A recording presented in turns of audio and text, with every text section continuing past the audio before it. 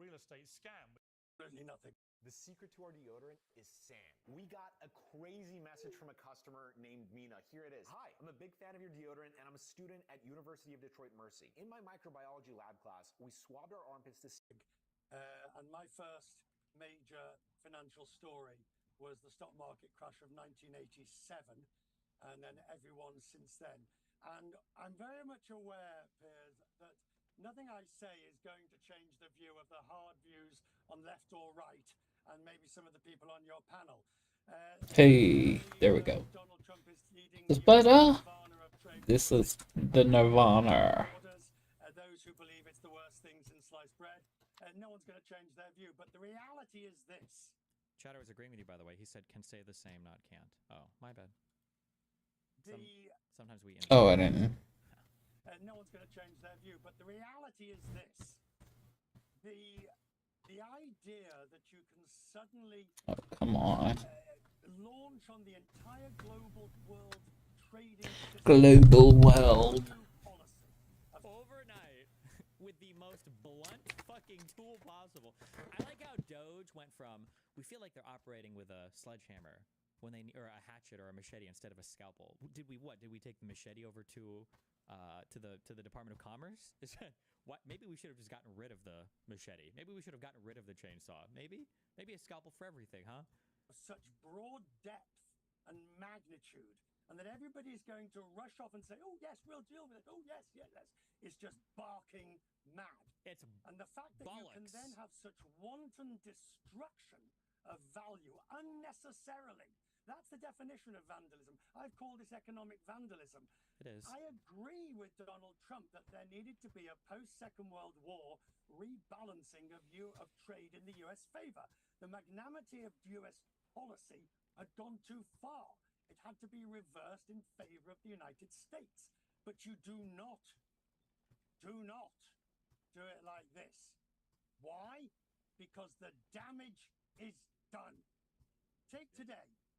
Right? Take today, Piers. The market's down 3.5%. There is a rumor that Donald Trump's going to give a 90-day pause on the tariffs. The market shot up 3% to Dow. That rumor was proved to be false. It went back down again. Now, if anyone on this panel can tell me this is evidence of responsible policymaking in the 21st century, please go ahead. Uh-oh. If you've ever felt like you're being watched online, it's unfortunately because I feel like that quite often. Hundreds of companies, so-called data brokers, watch and record everything you do on the internet. What? Even if you're using incognito mode or private tabs, they can still access every purchase you make, every search you type, and much more. Your data can be sold to advertisers, government agencies, or insurance companies who could use it to charge you more. You could stand by and accept all of this. Okay, everybody talks about the spy memes, and I understand this is some S&P 500 index fund. Who runs this? Why is this the one that everybody talks about? Or you could reclaim your privacy, as I have done for many years with ExpressVPN. The app redirects 100% of your online traffic through secure servers. No data brokers and no third parties can see what you do. ExpressVPN it's the oldest, most traded S&P 500 ETF. Gotcha. Without which there is no way of tracking you and no point invading your privacy in the first place. A new feature called ID Defender is free to all US customers. ID Defender scours the internet to remove your information from the files of data brokers. This is the #1 rated VPN by experts at CNET, PC World, and The Verge. And right now, you can get an extra 4 months of ExpressVPN for free. To scan the QR code that we're showing on the screen, or go to expressvpn.com/peers to get 4 extra months for free. Spy is dividends? Spy is dividend? Why am I in VU when I could be getting fucking dividends? What the Dividends. vpn.com/peers. Now, on with the show. I definitely think you're right in terms of letting this play out, but I would just say good riddance, and I definitely think that we should be damaging a system that has systematically disadvantaged American workers for decades. I know the critique of America being a country, not a special economic zone, is usually heard in the confines of the immigration debate, but I think it applies to economic policy too. I'm not saying the stock market doesn't matter, but I think to look at that as the only metric or indicator of what's going on with what President Trump is trying. Remember how many times they told us about the Trump effect. Remember that when Trump was coming into office, when they thought that Trump was going to win the election and the stock market was going up, even before he was in office, that was a good thing. It was the Trump effect. Now, do stocks really matter at the end of the day? To do, I think sort of... Oh, VU has dividends as well? Hell yes! I exclusively invest in dividend stocks. There is this one stock that I've been following for a long time. The historic gains on it are like, I think 1.5 or 2% per year. They're kind of low, but they pay them all out as dividends, which is awesome. And I'm a dividend stock guy, okay? Why would I care about something that appreciates, where I can defer the taxable event to whenever I want? No one cares. When I could get some sick, fat pussy lip dividends. God, I love dividend stocks. God, they're just so good in every way. Metric or indicator of almost as good as having 50% of my portfolio in a hedge fund that exclusively tracks Bitcoin and gold futures.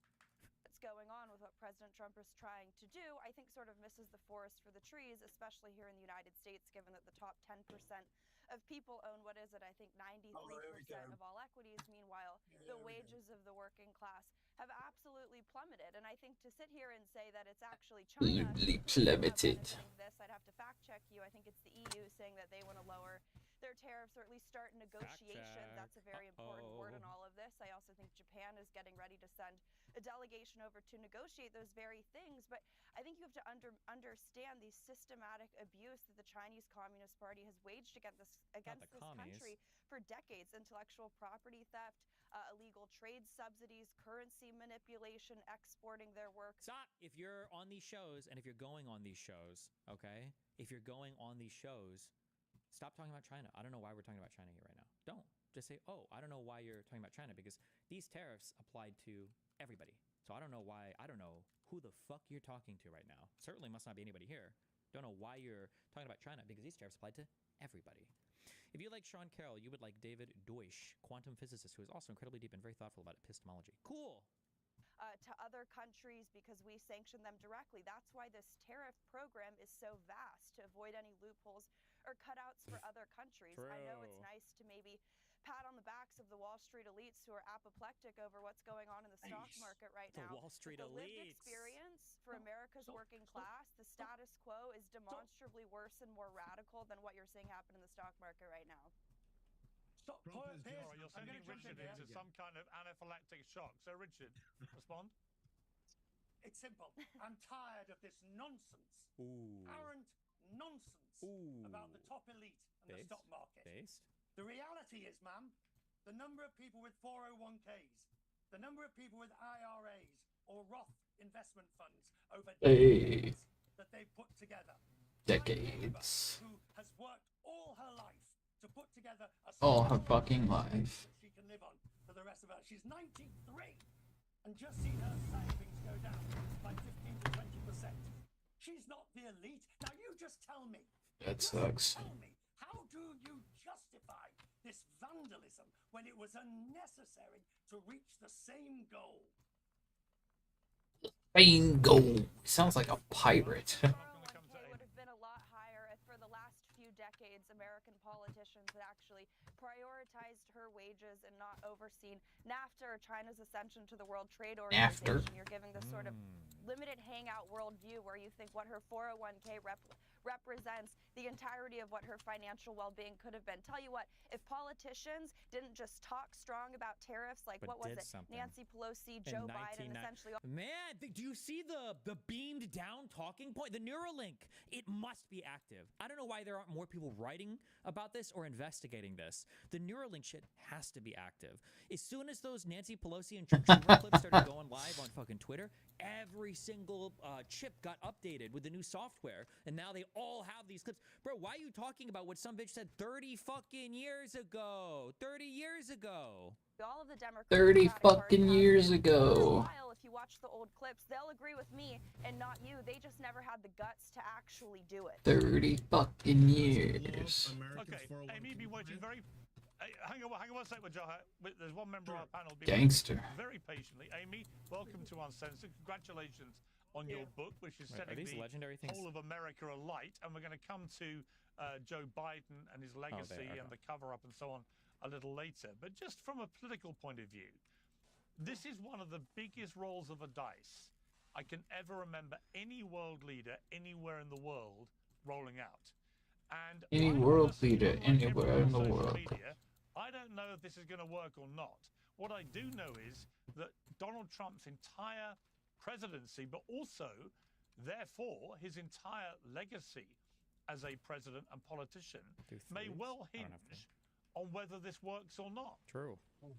Oh, it absolutely hinges on Fucking it. ghost. And here's the real talk. I'm hearing from Real a lot talk. of Republican strategists. Here's the real talk. Others who support Donald Trump and support his policies, and they are nervous. They are so nervous about what is happening right now because they know that they're... Yeah, true. Wait, how old is this lady up here? The clips that she's citing might actually be older than she is. Drew, Jesus. Going to go home to their districts for the Easter break, and they are going to hear a mouthful from people who supported the president and supported him because he backed the economy and campaigned on the economy and ran a good campaign. What the fuck is this goddamn economy, and they are going to go home and door, dog? face-to-face. This is gonna be the last fucking rock.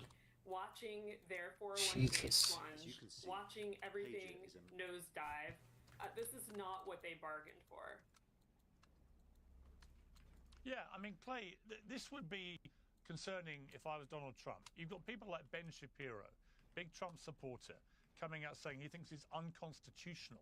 You've got Bill Ackman, one of the most successful business guys in America. One down, I saying we could guess. be facing a kind of nuclear meltdown if this goes the wrong way. You've got a lot of people on the right who are historically supporters of Trump. Elon Musk has said he wants to have effectively free trade between North America and Europe, for example. I guess if you think about it, it kind of is. It's almost like a softer version of the Great Leap Forward, right? Listen, we might have to kill a bunch of farmers. We're going to have to endure a lot of pain, but trust me, we're going to come out better on the other side. So clearly doesn't like this whole tariff war either. And not surprising, given he's probably losing hundreds of billions of dollars as we speak. So if you're Donald Trump, only he seems to really understand what the grand plan is. He's articulated it to a degree. But if you're... Also, sorry, real quick. If you put a quality ingredient inside of a thing to create something else, does it also get a higher chance of making a quality product? Does that make sense? For him, would you not be concerned that so many of your traditional supporters are beginning to get very twitchy about this? Well, so I think there's a bunch of things that matter here, which have been talked about so far. First of all, we're the same stock price right now, roughly, as we were last year at this time. So I understand that everybody... that's good? I like how that's good. That's good for him. He's okay with that now. The different standards. Come on. Seriously? He wants to lose their minds and throw histrionics and everything else. The 93-year-old woman, I would suggest maybe if you're 93, all of your money shouldn't be in stocks. But also, she has the same money that she did when she was 92. And she lived through the Blitz. If she's 93 years old in England, I think she could handle a few days of stock market turmoil and end up being okay.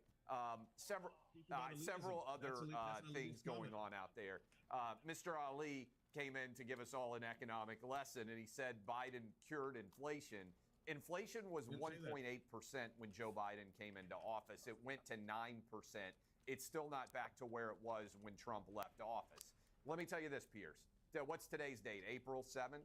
If in 18 months of the Trump administration, the stock market is down and inflation is up, I will come on and I will say, you know what? Look at the two qualifiers that he gave. The stock market has to crash. So we need stagflation. It's not even enough that we could just have a massive recession. We have to have stagflation for him to admit that it was a fuck up. The economy has to tank and inflation has to stay. Like, come on, what? Trump has not handled the economy well. That is a wager that I would take right now. Go ahead and start the clock. You can put me on the calendar for 18 months from now, Pierce. You can play this clip, and I'll wear a clown face if I'm wrong. I think the stock market will be up from where it was when Trump was elected in November, probably up from where he was elected in January 20th when he was sworn in.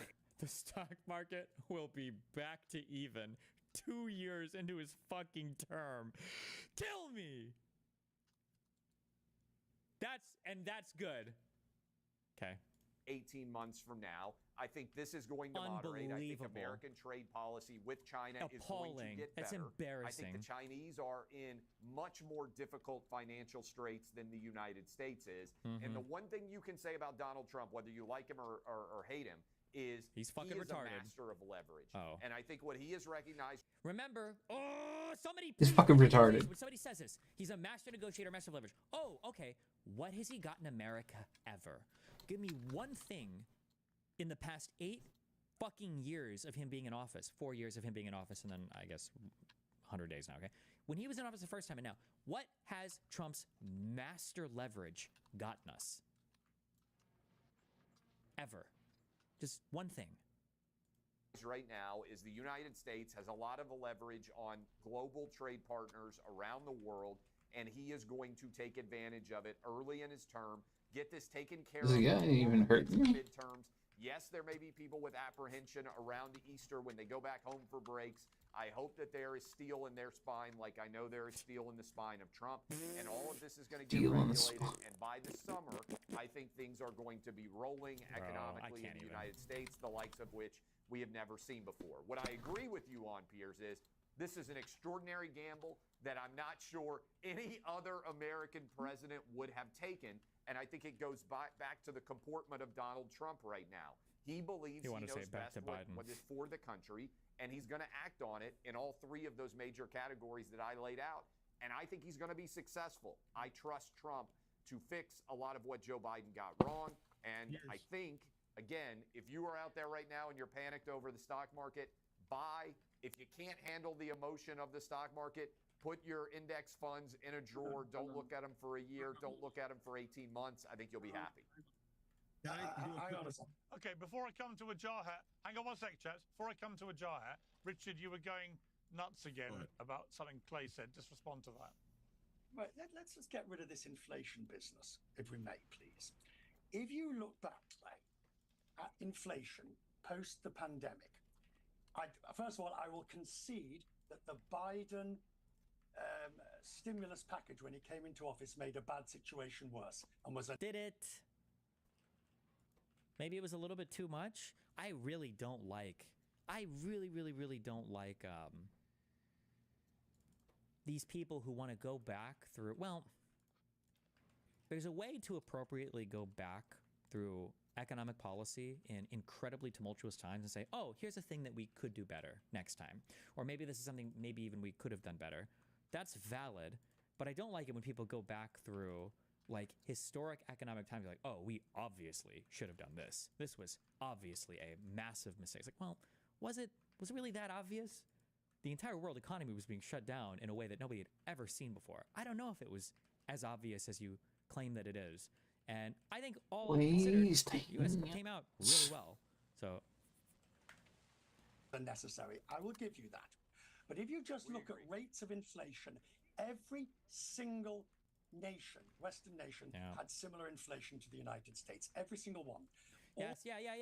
Who is this guy? I don't know who this guy is. Thank you. Yeah, people are like somehow uniquely Biden and inflation. Biden caused what, inflation all over the fucking world? Wait, like, what? Went up to 8-9%. Pancakes, where's the good stuff? I was just gonna say, I was just gonna say this too. Fuck, that would have been such a good. I was gonna say, what are you gonna say? Every single country made the exact same mistake, and he did say it. No, what? Okay. Well, you just know more than every single central bank, every single economic policy advice, all of them, than every country on the world. Congratulations, dude. It's every single one. All went up to 8-9%. Because they all made the same poor choices. Possibly, but you can't Sugar say milks. that the US was unique in this scenario, that the US was somehow sui generis in this scenario. Everybody had the same thing. Now, the next question is, Sugar. remember, today's... Wait, can you build better accumulators, or do you just have to try to make legendary accumulators? I have so many accumulators on this fucking planet, and I still don't have enough energy storage. Well, us, you, me, everybody. We don't. People keep linking stuff about this Richard Quest guy, that he raped somebody or did something or did drugs. I don't care. All right. Enjoy the luxury of the final salary. Oh, he did meth. Okay. Remember the old days? My parents, when my father retired, it was a final salary scheme. That where you got so much of how much your peers will remember those grand old days. He's probably still got a final salary scheme somewhere in his past that he can look forward to pulling upon. Today, it's 401k. It's money purchase. We have to make our decisions. And yes, my 93-year-old neighbor, fine, good, yeah, she's still got enough money. But she's worried. She's worried that she might live till 96 and not have enough money for medical bills, blah, blah, blah, etc. All I keep saying to you is, I agree with what was aimed at. I disagree with the way it was done. This was a nuclear option that didn't need to happen. True. Self-inflicted. Okay, I mean, I think, look, there's no doubt, Wajahat, most people seem to agree with the criticism Trump has been making about American jobs being sourced out of the country, about the reduction in manufacturing power and so on. Most people agree with this. It's, as Richard just said, it's the execution of the cure that is causing all the turmoil. But just for argument's sake, Wajahat, what if he's right? I mean, as Clay said, Trump seems to have fixed the border crisis in 2 months, and almost nobody is mentioning that. It is a staggering thing that almost nobody is coming into America illegally anymore over the southern border, given that nearly 10 million people are believed to have done that in Biden's last 4 years in office. So Trump has a blunt way of dealing with stuff, but what if he's right? Isn't that kind of epic, what if though? actually flexing the American muscle in this extraordinary, unprecedented manner is utilizing the leverage which exists in an epic way, ends up with a much fairer trade relationship between America and Europe, America and China, America and all these other countries? What if ultimately Clay Travis is back here in 18 months and he's doing a victory lap because Trump was right? Trump's already been proven wrong and the markets are showing it. Look, Trump could have united Americans and won over many progressives who, much like MAGA, wanted a reform of a system that left many American workers behind and where the wealth went straight to the top and not to the bottom. What Trump does, unfortunately, is he comes to you as a house repairman. He goes, I'm going to repair your house. He blows up your house catches fire, Blackberry cobbler, down. And then Trump comes back and says, give me a 5-star review on Yelp and give me a tip. I'm the greatest house repairman. He's doing that with the global economy right now, right? America gets sneezes, the rest of the world gets sick. You and Richard know that sentiment, right? And we're seeing it play out in real time. A second thing I will tell Republicans right now, especially Natalie and Clay, this is just unsolicited advice. Politics. Donald Trump was elected because why? He said he will bring down the price of eggs. He will bring down the price of groceries. He will reduce inflation. The number one topic was economy. The number one concern for American voters right now is the economy. Immigration has gone all the way to 4th. It's the economy. So right now, nothing sounds more elitist, more out of touch, more condescending, more cruel, more sociopathic to Americans and Brits. I agree with what Richard was saying right now. You should listen to him. He is actually on point. Then telling Americans and Brits, people who have worked their entire lives just to save a little bit of money, people who have worked their entire lives to have a little bit of Social Security, hey, buy the dip. They're not millionaires. They're not multimillionaires. They're not rich like Clay or like Megyn Kelly or like J.D. Vance who are telling people this advice. They are struggling to buy eggs, and you're telling them just write it out. They won't write it out when they lose their home, their 401k, their jobs, their Social Security. I will say conventionally that one dude is actually correct. You can just write it out. Just because you're retiring doesn't mean that you have to sell everything immediately. There should be rebalancing of your portfolio as you approach a certain retirement age so that you aren't exposed to a whole bunch of volatility, blah, blah, blah.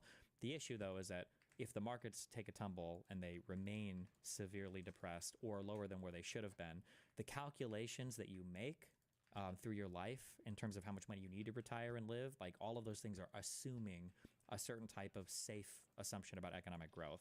And if the economy goes in the other direction, you might not have enough money in retirement to live the lifestyle that you wanted. You might have to make severe adjustments to your life otherwise. Security. Hundreds of thousands of federal employees have lost their jobs because of Doge. They've lost their insurance. Consumer confidence is down.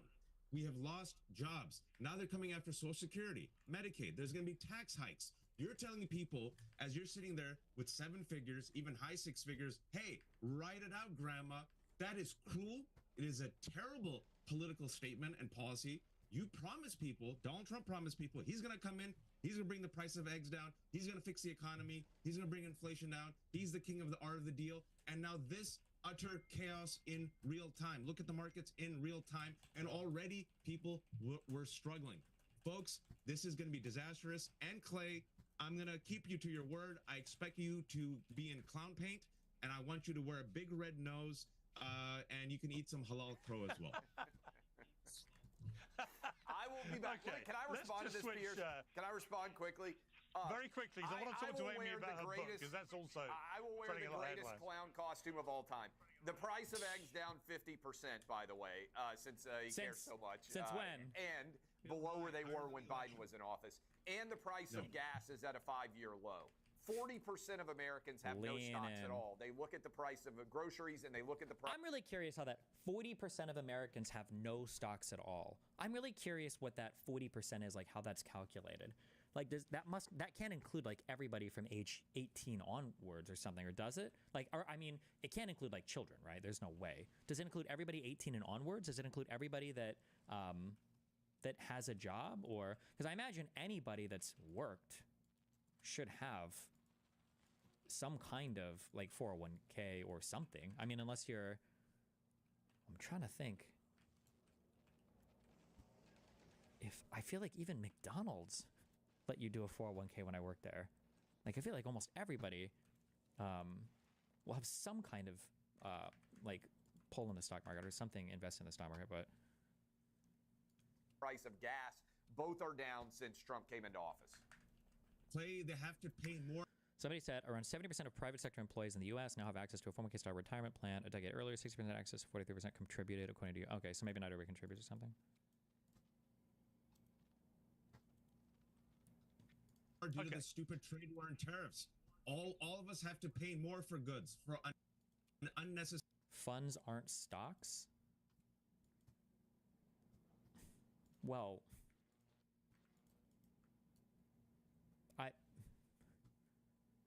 while that might be true in a highly strict sense, that's totally missing the point. If I have an exchange traded fund that's indexing like the S&P 500, I don't know if, maybe you could say I don't own stock, but I certainly own, I don't even know if you would call that a derivative or an indexed product that's based obviously on stocks. So that comment was retarded. To the stupid trade war and tariffs. All of us have to pay more for goods for an unnecessary reason because Trump installed and created this horrific trade I would say, Vijaya, okay, but I would say, as with all things that Trump does, normally it's followed by a few days of utter hysteria, whatever he says. And then he goes and does the smart thing. A moment to actually see what he's really doing and what he's actually going to do and whether it's going to work. I don't know, right? So I genuinely am one of those freakish people in America right now who does not know what's going to happen here. I think anything could happen. And I wouldn't bet the bank against Trump because he has immersed himself in economic worlds for 50 years. As he reminds us, he went to the Wharton School of Economics. So he's not an idiot when it comes to this stuff. And I don't think he would jeopardize. Well, hang on. I don't think he would jeopardize. He's my friend. Yeah, I've got no problem with that. You're my friend. So I've got friends from all sides of the political divide. That's how it should be. But you and me have not been bankrupted 6 times. You and me have not been bankrupted 6 times. I don't know what that means. I haven't actually done a lot of research into Trump's financial history. I don't think Trump has ever personally declared bankruptcy, to be fair. This is getting into very much like, well, what does it actually mean when we say that? But I don't know if Trump has ever had any massive financial successes, though. Like I'm not aware of that. I'm not aware of like Trump took this thing and he turned it into a super successful. Like my understanding is the most successful thing he's ever been involved in was The Apprentice. That's it. But and me have not bankrupted casinos. You and me. Nor have we won the presidency. Hang on, nor have we won the presidency twice either. So we've all got our crosses to bear. What is that? I want to switch gears to Amy to talk about your book, because in a way it all plays into this too. Because Trump would not be president again if it hadn't been for, I think, the horrendous failure of the Democratic Party to try and work out a message which resonated with the American people, mainly because they had in Joe Biden a guy who was by the end a walking zombie, and then they coronated Kamala Harris despite her having very little in terms of her back catalogue of experience to suggest she'd be anything but what she turned out to be, which was a wholly ineffective candidate. And that allowed Trump, along with ineffective, like the assassination attempt, which I think had a huge impact on the election because of the way Trump responded. Whatever you think of him, wholly ineffective. Incredibly powerful moment for him, and I think propelled him back to the White House. But the incompetence of the Democrats is one thing.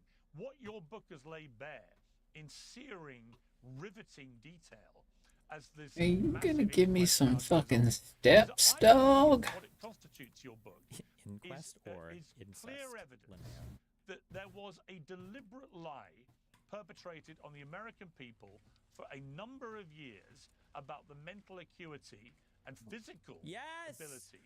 Oh my God, I'm about to come. Please let us talk about Joe Biden. Thank God. Yes, more Joe Biden talks. Yes.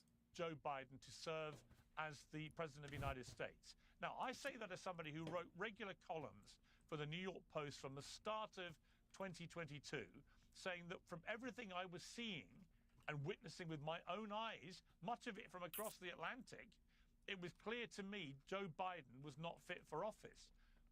Why did the Democrats persist in perpetrating this lie? And who's going to now be held accountable, do you think? I mean, when you read your book and you finish it, you're like, well, who's going to be held accountable for this? Well, I think, Pierce, there are a lot of arrows being directed at Biden and his inner circle right now, and rightly so. I mean, I think when you look at our book, Fight, and we detail this in page after page at the start of the book, you can see we kind of lay out what was going on, how he didn't recognize a colleague with whom he ran against in 2020, Eric Swalwell. You know, they were concerned about the optics around his age, and he had a makeup crew meet him in wherever he went on foreign travel. We detail how he was sort of lost. He took a group of people on a tour around the White House, and was sort of lost wandering around, and people observed all of this and continued to let it happen. Is that real? And then we detail about what happened with the switch and why Kamala Harris. And one source admitted to us, well, we picked her, at least she has a pulse. And that's not the right strategy you need when you want to defeat someone like Donald Trump. Making America healthy again is all the rage, and many people are inspired to put their fitness first again. That's why I'm excited to be working with Don and my team at Jacked Up Fitness, which is an amazing American company. Last week, they installed their flagship Jacked Up Power Rack Pro for none other than RFK Jr. and his team at the Department of Health HQ. And I'm next. They're coming to my house to set up my Power Rack Pro, and I can't wait. Flex these. We're gonna get lift streams. It has everything you need for a full body workout at home. There's a cable crossover system from Piers, integrated with 200-pound weight stacks, and the Smith machine is set up for hundreds. Piers. Basically, everything that you could do at the gym. If you're new to all this, the Get Jacked Up program offers full body video workouts led by celebrity trainers like Kim Lyons and Clark Bartra. Okay, wait. You guys make a space station and you beam down ice or some shit, don't you? Because there's no shot. How do you get enough water on this fucking planet? Just press play and follow along. Join me. Go to getjackedup.com and sign up for free.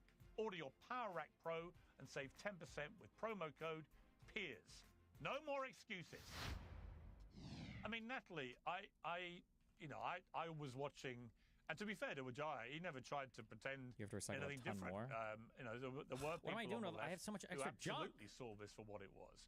But in terms of... Wait, do you just use recyclers to delete shit? Is that what you start doing, basically?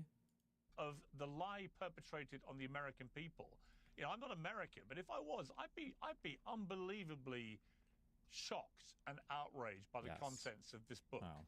Because what it shows is, like I said, clear proof that a lot of people around Biden, his family, the people that work for him at the White House, all the big donors, the former presidents, Barack Obama, the Hollywood crowd led by George Clooney, they all knew for a long time that Biden was not fit for office. And yet he was allowed to carry on not just being president, but also commander-in-chief of the American Armed Forces. That's crazy, having to make potentially incredible... The only thing I don't like about this is why can't we, like... The most annoying thing about it is that every time we talk about Biden, it feels like we could be talking about some other cisgender woman who lost some kind of, like, final spot, or runner-up, or runner-runner-up, or runner-runner-runner-up, or runner-runner-runner-runner-up to a trans athlete somewhere. Like, I feel like we should be spending more time on that, and I just get worried that sometimes we'll fixate too much on Biden and we'll lose sight of what really matters, which is chicks with dicks. Big decisions in the middle of the night. I feel outraged on Americans' behalf. Yeah, I would certainly say I'm outraged, but definitely not shocked. If anything, I think it goes more to the heart of the issue, which is the cover-up, if not outright conspiracy, that I think a lot of these legacy media outlets, in conjunction with sort of the dark money apparatus of the Democratic Party, so many of his top advisors, which is something that I think we on the Republican side have been talking about for years, and we get called crazy. Why do we just assume that senility is a bad thing? Maybe, based on how the economy's been going, maybe it's actually based to be senile. Maybe when we were talking about gridlock, the founding fathers were short-sighted, and the only gridlock that they imagined was gridlock caused by the system. What we should have actually been thinking about was psychological gridlock. Maybe?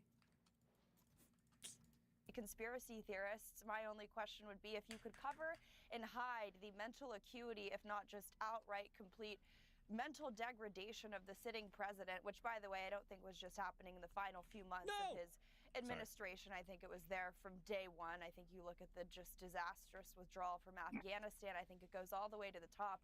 But what else are they lying about? What else are they using the legacy media to cover up? I mean, that seems to me to reek to high heaven. I really don't know what could be more of a national scandal. And I think the most important point, too, that I would make as someone who is one of the new media members in that White House press briefing room, they have been apoplectic about the addition of new media streaming. I feel like I've heard her say this word like 3 times.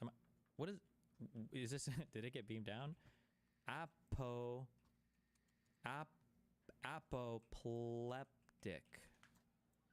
Overcome with anger and extremely apoplectic. Extremely indignant. Okay.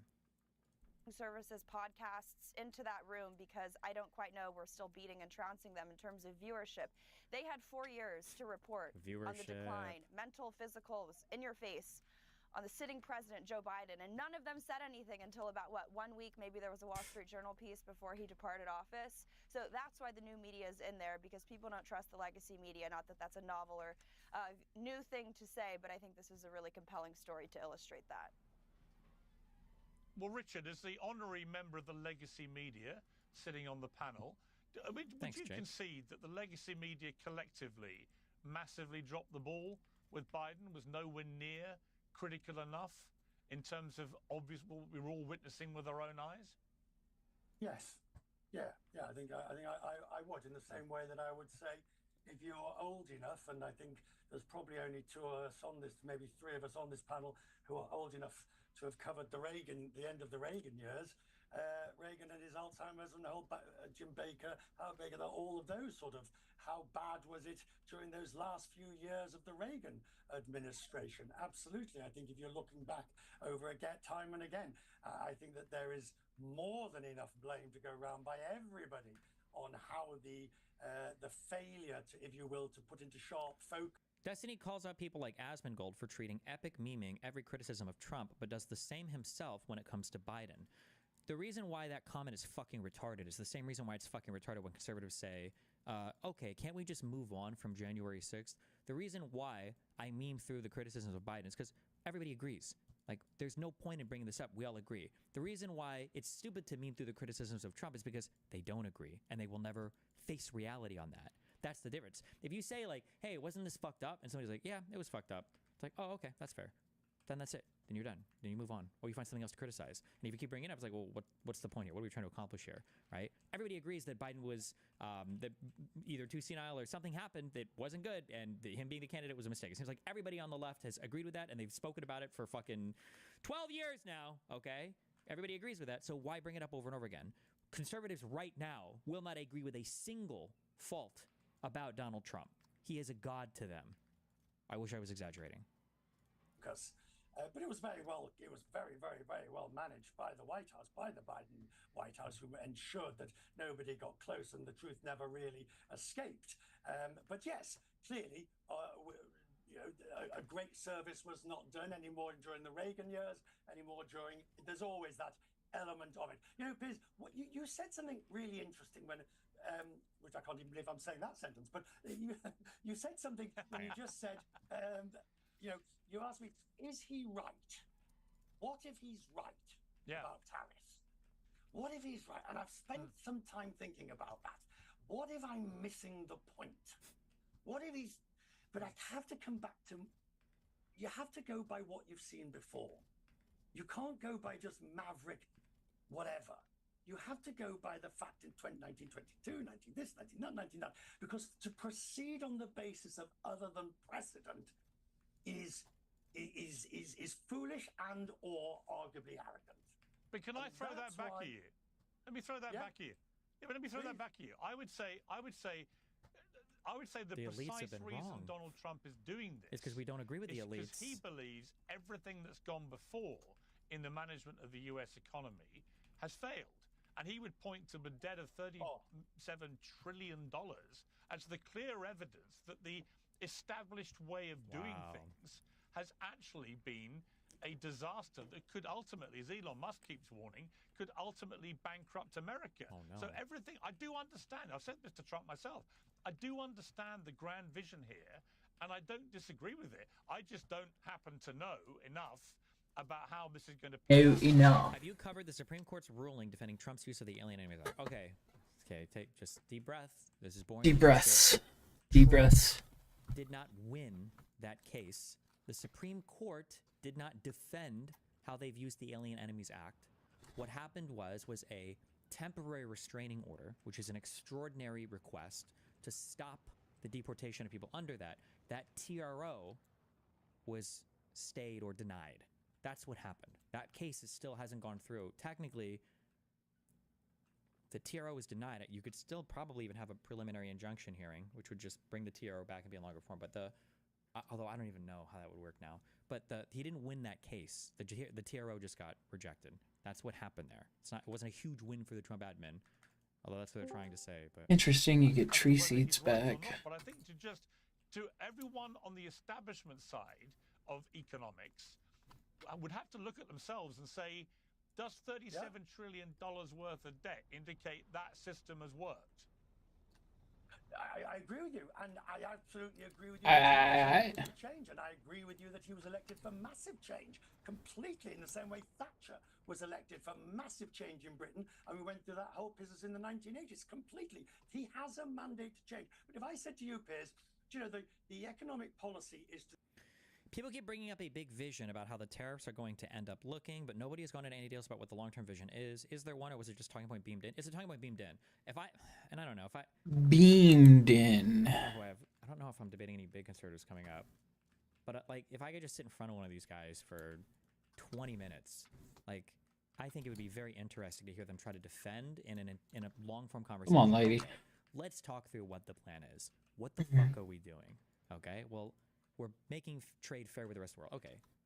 So then you have to decide, well, do we want to talk about the long-term vision, or do we want to go into how stupid that statement is? Because the idea that all these tariffs existed is not true, right? So I think I would force him to acknowledge that. So that was a lie.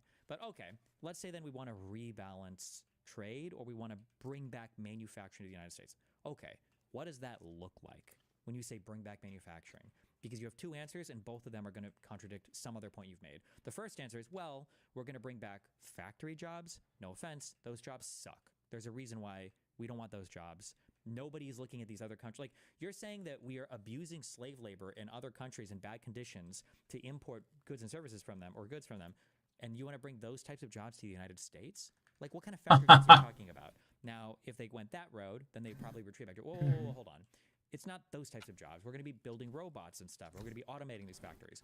Oh, okay, well, that's fine. But then in that case, are you comfortable telling the Rust Belt that you lied then about bringing back manufacturing jobs? Because if you're just going to bring back more software engineering jobs or robot servicers, then you're not bringing back manufacturing jobs. You're just replacing, or you're placing in a different spot, relocating factories into the United States in a way Get the fuck off of me. for everybody to buy. Nobody's bringing all the good old jobs back from the car factories or whatever. So then, like, everything about this thing is inconsistent, and now everybody's going to be worse off for it. And there are so many other facts along the way. Like, you acknowledge unemployment is very low, right? Correct. The damage to our school systems is almost irreparable at this point, right? We've had people who are no longer coming to this country to be educated, so like the productivity of the labor force is going to fall. So many of these fucking mummies. The United States is going to fall. I don't even know if people are going to want to build those factories in the US, because now you're getting access to the U.S. domestic market, but you're going to be tariffed selling to any other place in the world, right? Like, I would be interested to see if any conservative sits down with somebody who can actually press them on every single one of these issues, but I don't know if we'll ever see it. To drive the wrong way on the interstate, but don't worry, other cars will get out the way. But don't worry, common sense tells you don't do it, and history and precedent tells you don't do it, but you go ahead and do it. Well, hang on. Well, hang hang on. on. Hang on now. It probably works. Yeah, if you're in a massive It's a bit tank, like it when probably works, and you I would can't- equate it. Well, I would equate it if an elephant walks along the road the wrong way in the African bush. Yeah. Every other animal gets out the way. Where does the 500-pound gorilla sit? Wherever it wants. But now we've got something. Can I just give you an example? I've just been watching on the wires now. Donald Trump has now threatened to increase We get it fucking attacked. tariffs by 50% against China, because China's had the temerity to put its 34%. This is how trade wars happen. Now, where do you go? Let's say, and he, by the way, he's going to do this tomorrow. Right, he's going to do this tomorrow. So now tell me. I thought he was fucking stuttering. He does it. How do you do it? The EU jumps in. Trump's sensible. driving Well, a Cybertruck again, I don't know the answer. What I would say, let me bring Wajaha in here. I mean, Wajaha, let me just say something. I've known Trump for 20 years. I've interviewed him 30, 40 times. This is Sekra, and I remember right? the first time I interviewed him for British GQ magazine. You can go and read it. It's online. He talks passionately about his anger at the way China ripped off America. And he was feeling that nearly 20 years ago. This is not something he's just thought about. This is something that's been burning away inside Donald Trump. I think the first time he talked about tariffs as those goddamn ghosts economic weapon was in the late 80s. So this is not something that should be a surprise to anyone. And also, Wajaha, unlike a lot of presidents, Vagina is doing exactly what he said he'd do. The scale of it might be bigger, but he made no pretense in the campaign of not wanting to deploy tariffs as a big stick to, as he put it, redress the trade imbalances around the world that the United States I hate these fucking things. I remember Two of on them. your show, and I told your audience that Donald Trump went on Joe Rogan's show and said the most beautiful word in the English language is tariffs. And in the 80s, you're right, he believes that the trade deficit, he doesn't understand trade deficits, which means that Wharton needs to give back Donald Trump all his money. He thinks any trade deficit means that America is being what? Screwed. He's thought this way since the 80s. This is why he needs to rely on experts and not Laura Loomer. True. Or Pete Navarro, who goes by Ron Vera and cites himself in his book. True. Donald Trump needs competent people. Donald Trump needs to listen to Richard on your show. What just happened right now? Richard's right. Breaking news. Trump threatens an additional 50% tariffs on China, which could bring... Fuck you! What the fuck? Get off of me! 100%. I'm an English major, and even I know that is terrible for the U.S. economy, for the U.S. consumer. Why? Because tariffs are taxes. Taxes that are paid by the consumer. And what's going to happen with tariffs? They're inherently inflationary. So the price of everything is going to go up. And like Richard said, China did not bend the knee to Donald Trump, right? That was his big gamble. I'm in my Cybertruck going against traffic. I'm in my tank. Get out of the way or you're gonna get crushed, right? China didn't bend the knee. Canada didn't bend the knee. Just came out of New York Times that EU is promising retaliation, escalation, trade war, global recession. Folks, this is a disaster. And I'll say something to connect to the book. This is where I want to give my panelists, MAGA friends, not my foes. I'm not a sociopath. I don't need people to suffer in order to feel great again. Even people who vote for Trump, folks, I'm talking to you. This is not. I need people to suffer. You can criticize your party when they're doing wrong. You can criticize Donald Trump when you're doing right. I criticize Biden all the time. Democrats are criticizing their party. The favorability rate of Democrats is at 29%.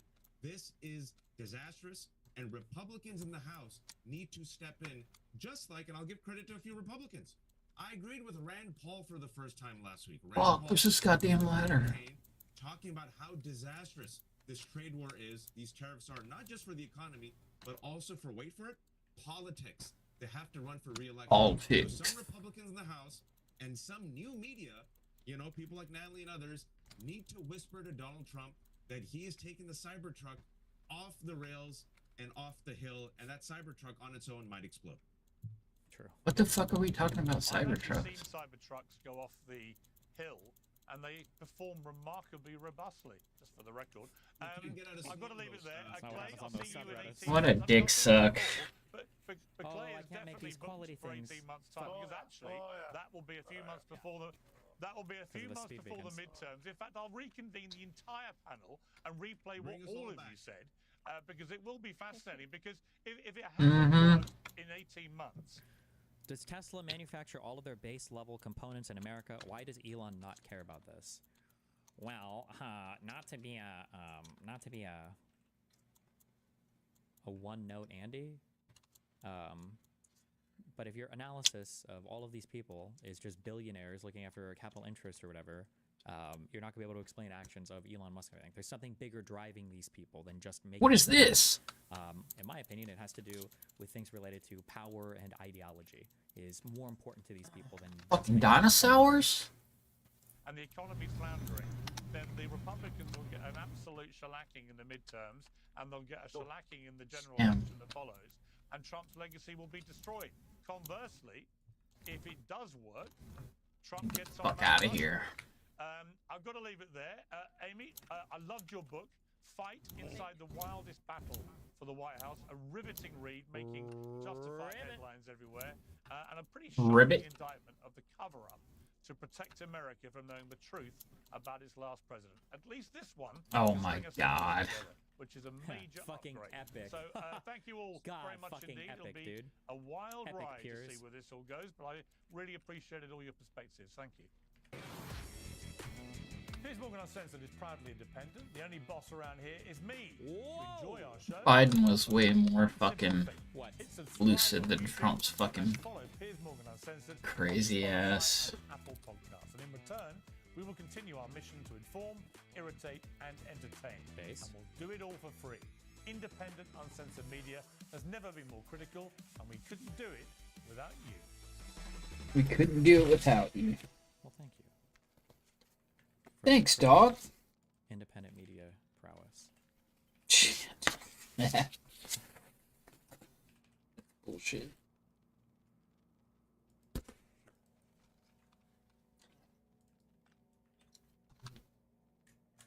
Why the fuck can't I? Oh. Wait, hold on. Uh-oh. Let's see. What do we got here? I've heard this before from at least you. I don't know what moniker you were using at the time. Or did I say that right?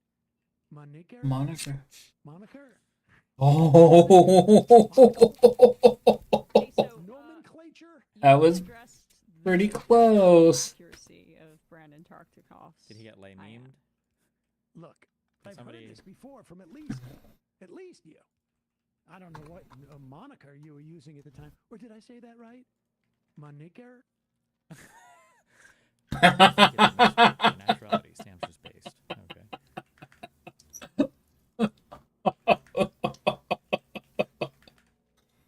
Oh shit. But he's going to do also a great job. It's going to be an important job. We don't even smile. Holy fuck, they got the yellow vested people and everything. Oh my god.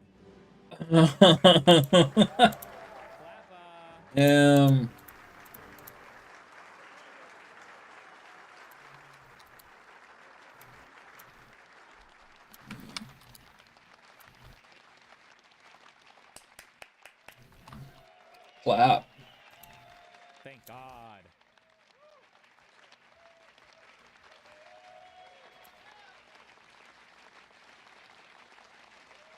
Let's grab all of these, actually.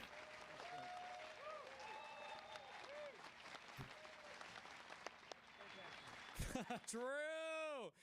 If Trump is based and strong and a real man, why does he only do his policy announcements after markets close? Yoink! Oink.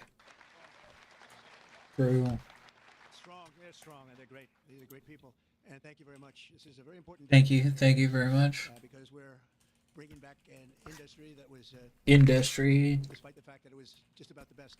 I hate the way he fucking says that shit. Industry. I'm very honored to be doing this.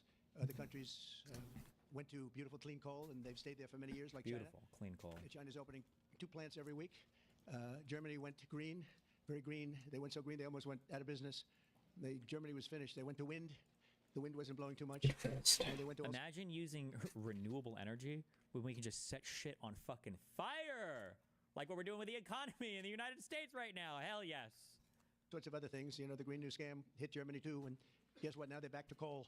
They're opening up coal plants. Also, just I'm pretty sure like the concept of clean coal, I think, is just an entire misnomer. Like I don't think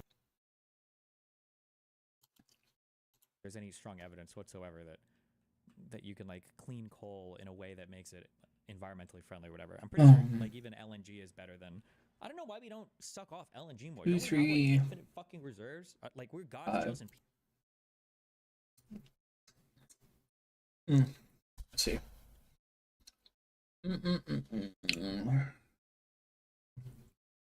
need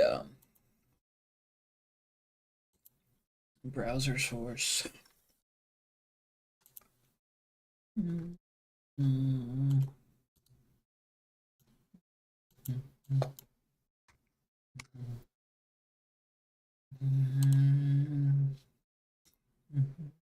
Hey there, Brenda.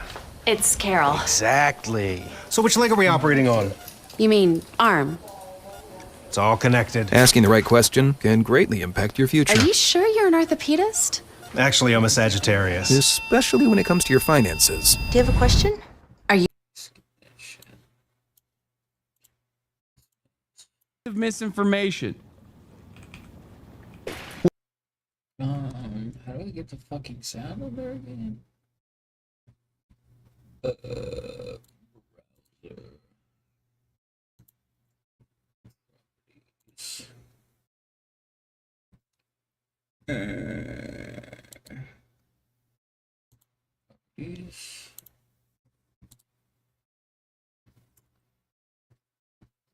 Audio, advanced audio pro.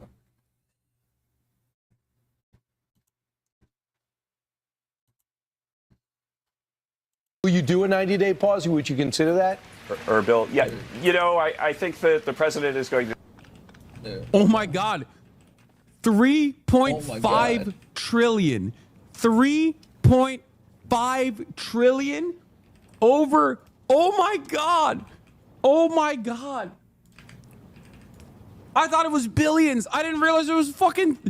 Oh my God. I apologize. Chatters, I was on the plane while this was happening, so, and I was like in and out of sleeping, so I didn't even realize. And then it fucking dipped again when the White House said this is not correct. Insane market action right now. Don't make me do this. Can't make it small. Normally, if you're covering the news frequently and you're very, very, very off on your amounts, depending on what you're talking about, I'll shit on people like that because it demonstrates a pretty significant lack of knowledge about things you probably should know about. But it sounds like here Hassan was talking about that where the Bloomberg guy tweeted out something that ended up not being correct and the market swung up and down quickly. I don't know if I would fault him for not knowing that it was $1 trillion in swings instead of $1 billion. I feel like we're nitpicking on that.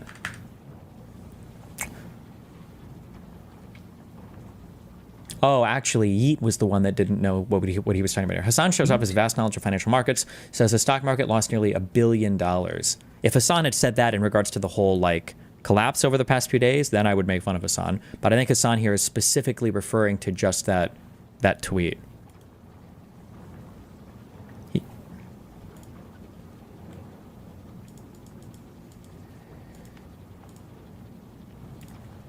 Hold on, let me message Dan and tell him to correct. Or, sorry, hold on. That didn't. Sorry, I didn't mean to say that.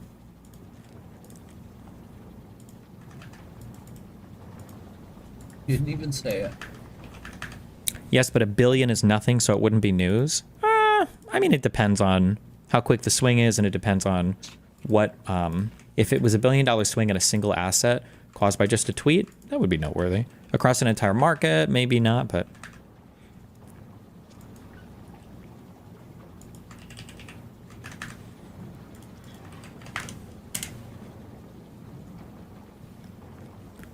This dude is single-handedly keeping the markets afloat, this guy. Exclusive, Trump admin considers changes to China port fee plan after business pushback, sources say.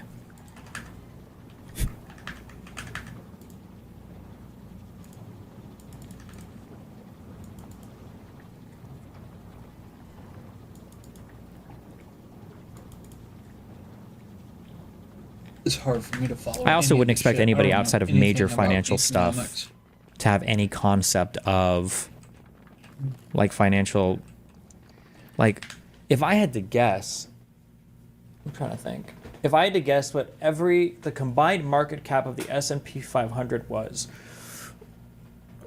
I don't even know.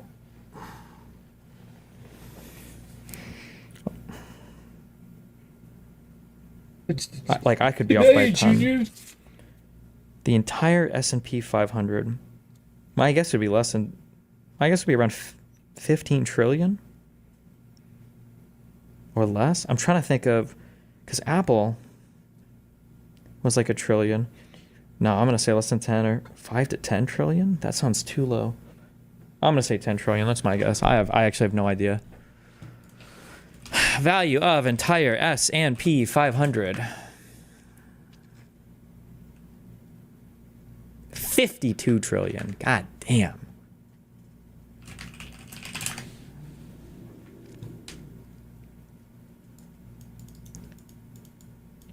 Apple, isn't Apple one of the largest stocks? I guess maybe there's not a ton of difference between the largest ones and like 5, 6, 7, 8, 9, 10.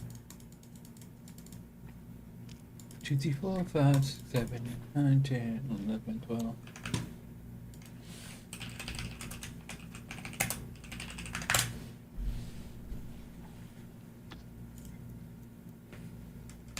Shit. Oh, it's not even gonna list it here.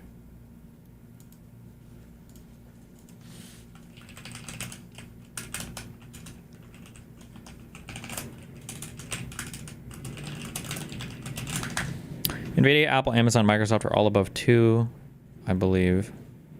Oh, okay, I don't know. Why did I feel like I heard something yesterday, like Apple went below 1 trillion? I don't even know what the fuck I was listening to. I don't know why I just clicked the same way. Yeah, I don't know the overall market caps of these companies. I wouldn't fault Hassan for not knowing it.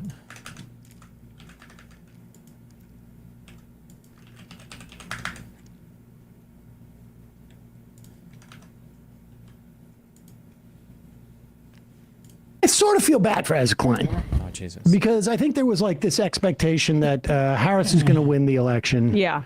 And this was going to be part of like the big neoliberal pushback on the success that. In just the last 7 days, 8,368 men have clicked the link on one of our ads that you've probably. Sanders and Warren had in pushing their agenda into the Biden administration, which was greater labor strength, and a more robust antitrust regime Are you fucking that kidding me right would undermine consolidated Where's this economic fucking power, guy which at? of course also has translated into consolidated political power. At one point working in the Biden administration in antitrust and whatnot. And she's also a professor of that as well. You mentioned some of the critique from the left. I'm sure you've read all of it. Like, try doing zoning reform if A flaw in his thinking is that he thinks there is some sort of like entity that is static, that there is no such thing as power dynamics. Oh yeah, we did watch this. Okay. What is this? I'm off duty today, kid. You'll have to drive yourself. What? Okay. You have to trust.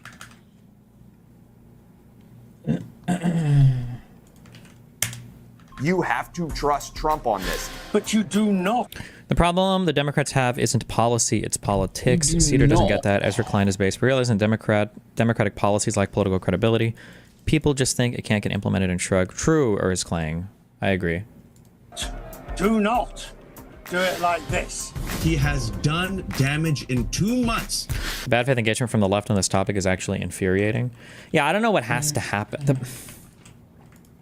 It's so challenging because the problem is, again, the left doesn't care about, like, the leftists, they don't care about real political power. They don't care if they lose all their elections or they just never get it. They just want to, like, protest forever. That's what they like doing. So it's, like, very frustrating to try to compete with them when their standards for everything are, like, how good does this look in a blog post, or who's going to vibe the hardest with us on, you know, like, on whatever election shit, like, yeah. To this country that we have not seen since, wait for it, 2020. Who was president in 2020? Donald Trump. I definitely think that we should be damaging a system that has systematically disadvantaged. Does anybody know anything about TVU? I was supposed to do a show today with, it was going to be Sean Spicer and Jank over stuff, but then they said Sean Spicer had to drop and then they wouldn't be able to wire me in unless I had a TVU connection. I've never used that before. Live view or TV? What the fuck does that mean? Nobody knows anything about this shit, or I might look it up later, but... Real question, if the left are so irrelevant politically, why do we talk about them, and why do they occupy so much liberal discourse? Because we live in an influencer politics era. Conservatives have influencer political people, the left have political people and influencer people. We haven't combined it yet. Advantaged American workers for decades.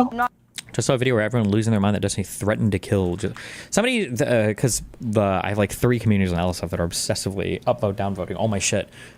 People are, I don't even remember this phone call. This was like months ago. But somebody basically asked me, I think Willie Mack asked me something like, oh, like, how do you feel about these people, whatever? And I was like, if you're somebody that is actively engaged in a community that is like spam linking revenge porn of me, revenge docs of me, docs of my girlfriend, revenge porn of my girl, like, if you're doing all this shit, I super don't give a fuck what happens to you, if anything or whatever. I think that was basically the gist of the question. And these guys who are all kind of like sliding, they have no audiences, and people, like, the fact that I'm even saying this now is going to be the next like 15 hours of streams for all these people, because they're like so desperately clinging onto anything that they can talk about relating to me. They've like latched onto this as like I'm trying to get them killed or something. It's just like fucking, it's retarded. But yeah. Not saying the stock market doesn't matter, but I think to look at that as the only metric or indicator, I think sort of misses the forest for the trees. My neighbor, she's 93. She's not the elite. Now you just tell me, how do you justify this vandalism? I would suggest maybe if you're 93, all of your money shouldn't be in stocks. She lived through the blitz if she's 93 years. Twitter and Emily. That has certainly been my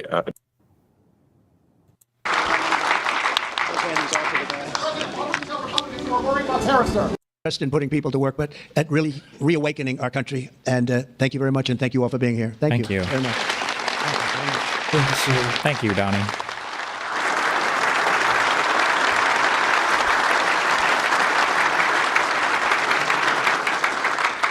Hey, come on up. Mr. President? Yes, is first one? We have 4 items prepared for your signature this afternoon, sir. The first of these executive orders is it may be one of the most significant executive orders of your administration thus far. This directs all departments and agencies of the federal government to end all discriminatory policies against the coal industry. This ends the leasing moratorium that prevents new coal projects on federal land, and it's going to accelerate all permitting and funding for new coal projects to allow the coal industry to flourish under your leadership, sir. That's great. Thank you.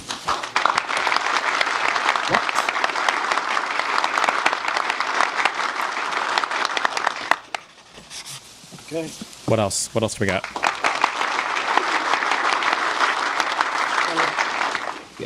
Sir, there are currently dozens of coal plants in America that are in imminent danger of being forced to close based on unscientific and unrealistic policies enacted by the Biden administration. What we're going to do is essentially impose a moratorium on those policies taking effect to protect coal plants that are currently operating to ensure that they're able to continue producing power and continue providing jobs to Americans in the coal industry. Thank God. Thank God.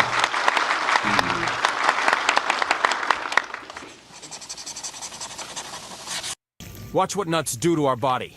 Certain protein can lead, say it with me, inflammation, which is directly connected to diseases, ailments, and premature aging. All the longest lived people on the planet have actually one thing in common, and it isn't what they're eating. It's actually something they're not eating. This is a protein drink. You've got almond butter. Almonds have a peel that's a lectin-containing food. You've got pea protein. Oops, peas are one of the worst combinations of lectin-containing foods.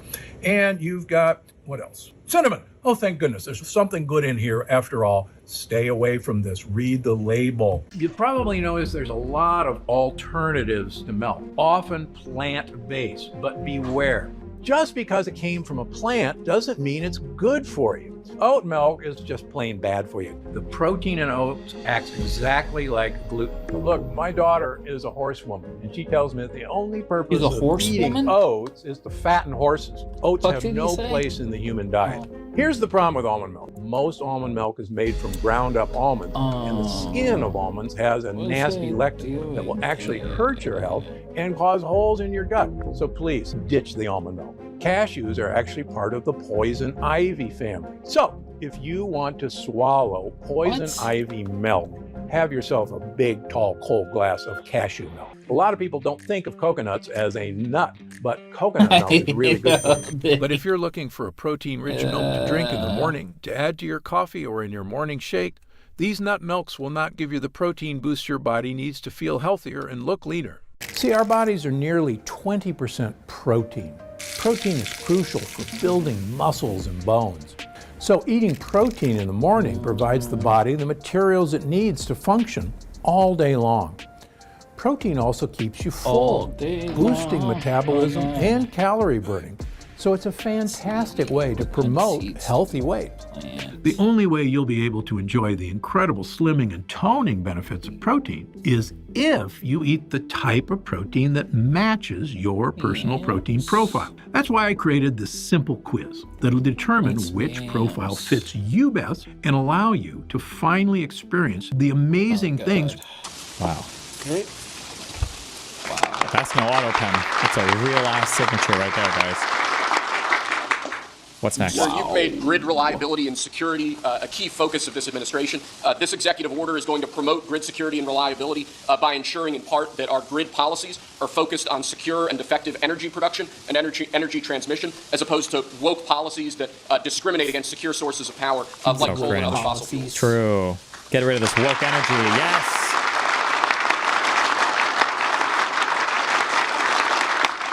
Breathing in pollution is based.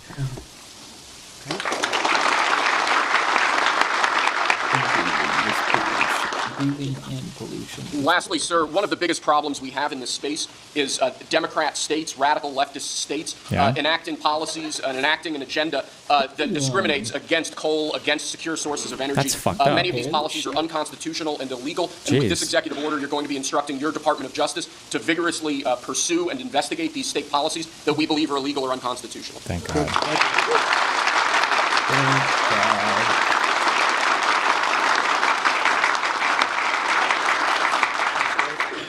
Yeah, by the way, if Biden had somebody literally reading him his own fucking executive orders, or did this ever happen? Maybe this is standard practice. This is standard practice. Does this ever happen? Like, people would be saying that somebody's literally dictating to him what his policy should be. Thank you very much. Great job. Or somebody else is running the White House. It was a while ago.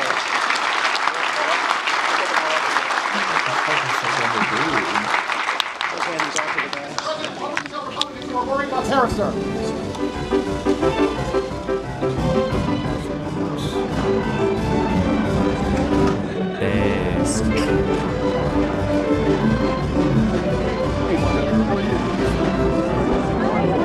Can somebody get this man a phone call?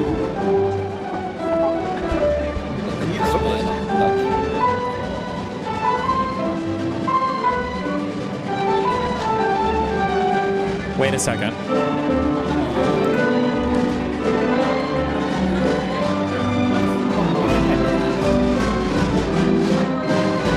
You guys know the song, right?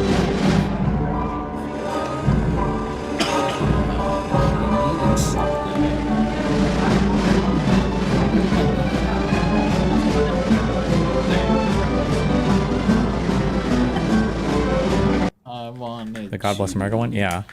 But do you think he likes this song because the little girls sang it to him? It was a remake. It used the same song, right? Or am I not remembering correctly? Oh, no, never mind. It wasn't. They used a different theme. This was the warning sign, guys. Cowardice. Are you serious? Apologies for freedom. I can't handle this. Apparently these girls never even got paid. Freedom brings supposedly. On your feet, stand up tall. Freedom's on our shoulders. USA. Enemies of freedom. Oh, right. Face the music. Come on, boys, take them down. President Donald Trump knows how to make America great. Deal from strength or get crushed every time.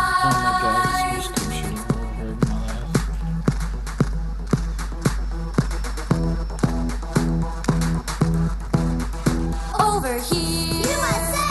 Over there, USA. Freedom and liberty everywhere. Oh, say can you see it's not so easy, but we have to stand up tall and answer freedom's call. You guys don't remember this? 2016? I guess some of you might not have been born yet, given how young some of you fuckers are. Let me use the rest 1 sec. USA, USA, USA. We're the land of the free and the home of the brave. USA, USA. The stars and stripes are flying. Let's celebrate our freedom. Inspire proudly freedom to the world. Ameritude, USA. American pride. USA. It's attitude, it's who we are. Stand up tall. We're the red, white, and blue. Fiercely free, that's who. Our colors don't run, no siree.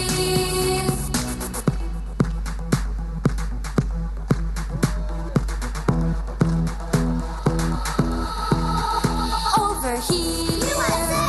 Over there, USA. Freedom and liberty everywhere. USA. Oh, say can you see it's not so easy, but we have to stand up tall and answer freedom's call.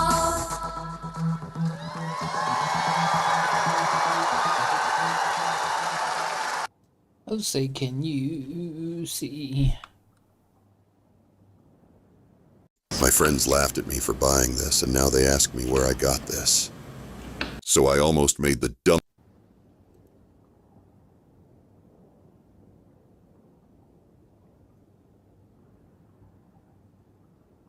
What if I just, like, sign into this shit?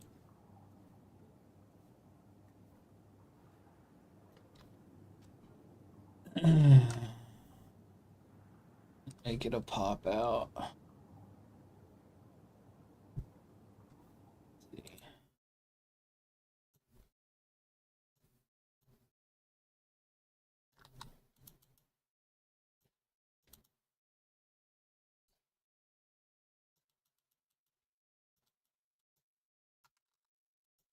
Oh, can I not fucking interact with it, but it's... Oh. Look at that shit. I can't interact with it. It's pulse. Let me try something else.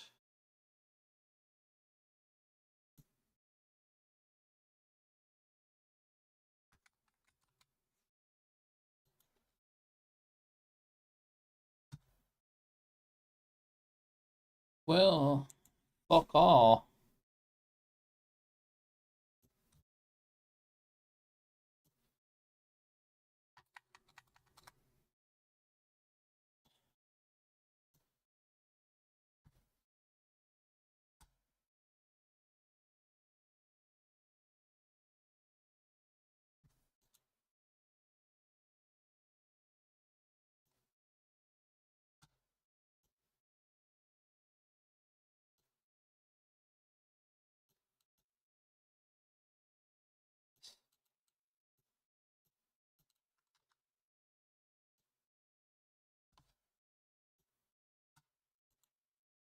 How did I just fuck this shit up?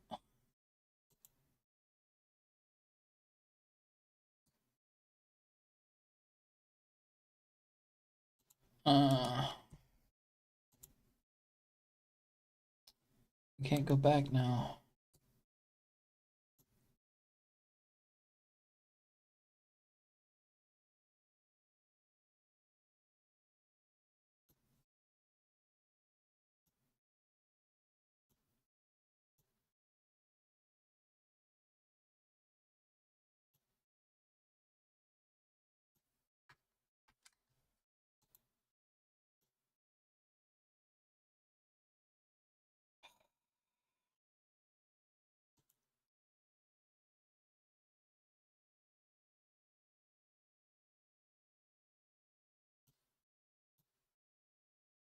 Great. Move.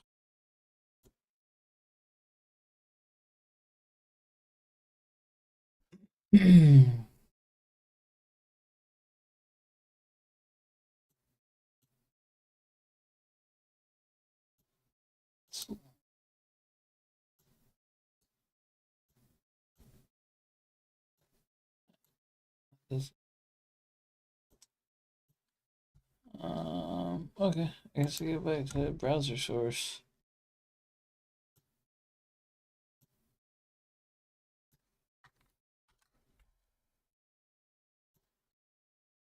If you're here in Texas and you have an old heating or air conditioning system like this one, we can get you a brand new, super efficient one like this one right here for $0 down and only $39 a month. You guys. When he's the head person, you go to Australia, up to. Yeah. Mayhem. It could be worse. It could be worse, JD. Oh, the fights. Oh.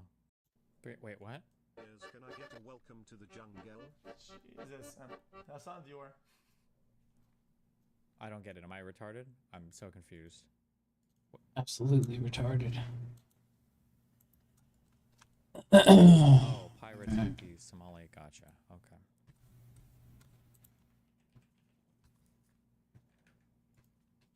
You already brought the thing to him.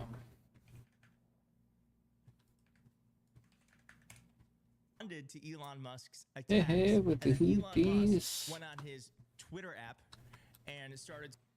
Oh, the fights between. Wow, Elon Musk and Donald Trump are now publicly feuding. This comes after the past week where this is 2 days old, but I don't think anything new's happened. Elon Musk lost that humiliating defeat where he put so much of his capital and his own clout into that Tuesday election for the Supreme Court seat in Wisconsin. And now, after that humiliating loss, Elon Musk and Donald Trump are publicly fighting over tariffs. This amazing clip in just a moment, but first, I want to just show the context of how this is all coming about because JD Vance also has come out and said that he is against Trump's tax policy. Well, tariff policy, but it is a tax.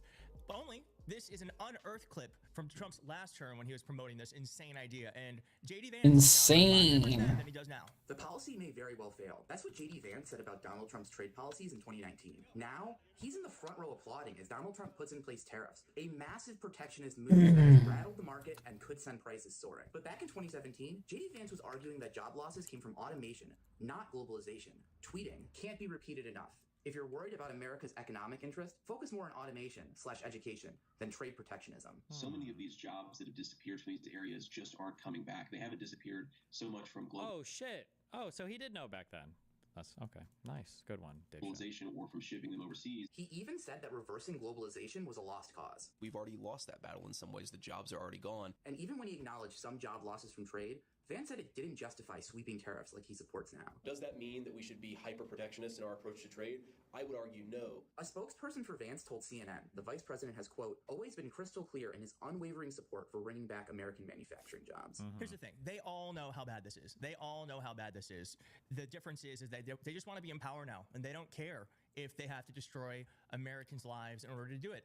And JD Vance now is saying that he's feeling good about the market mayhem. It could be worse. It could be worse, JD Vance? Yeah, it could be worse. Okay, sure. It could be worse. It could also be a lot better. It could be a lot better. And let's just... You can make legendary... Before we get to that Elon Musk clip, I want to have Jamie Raskin jump in here because he really laid the law down. He said that Congress controls tariffs, not the president. He said what the president is doing right now, Donald Trump, is unconstitutional, illegal. What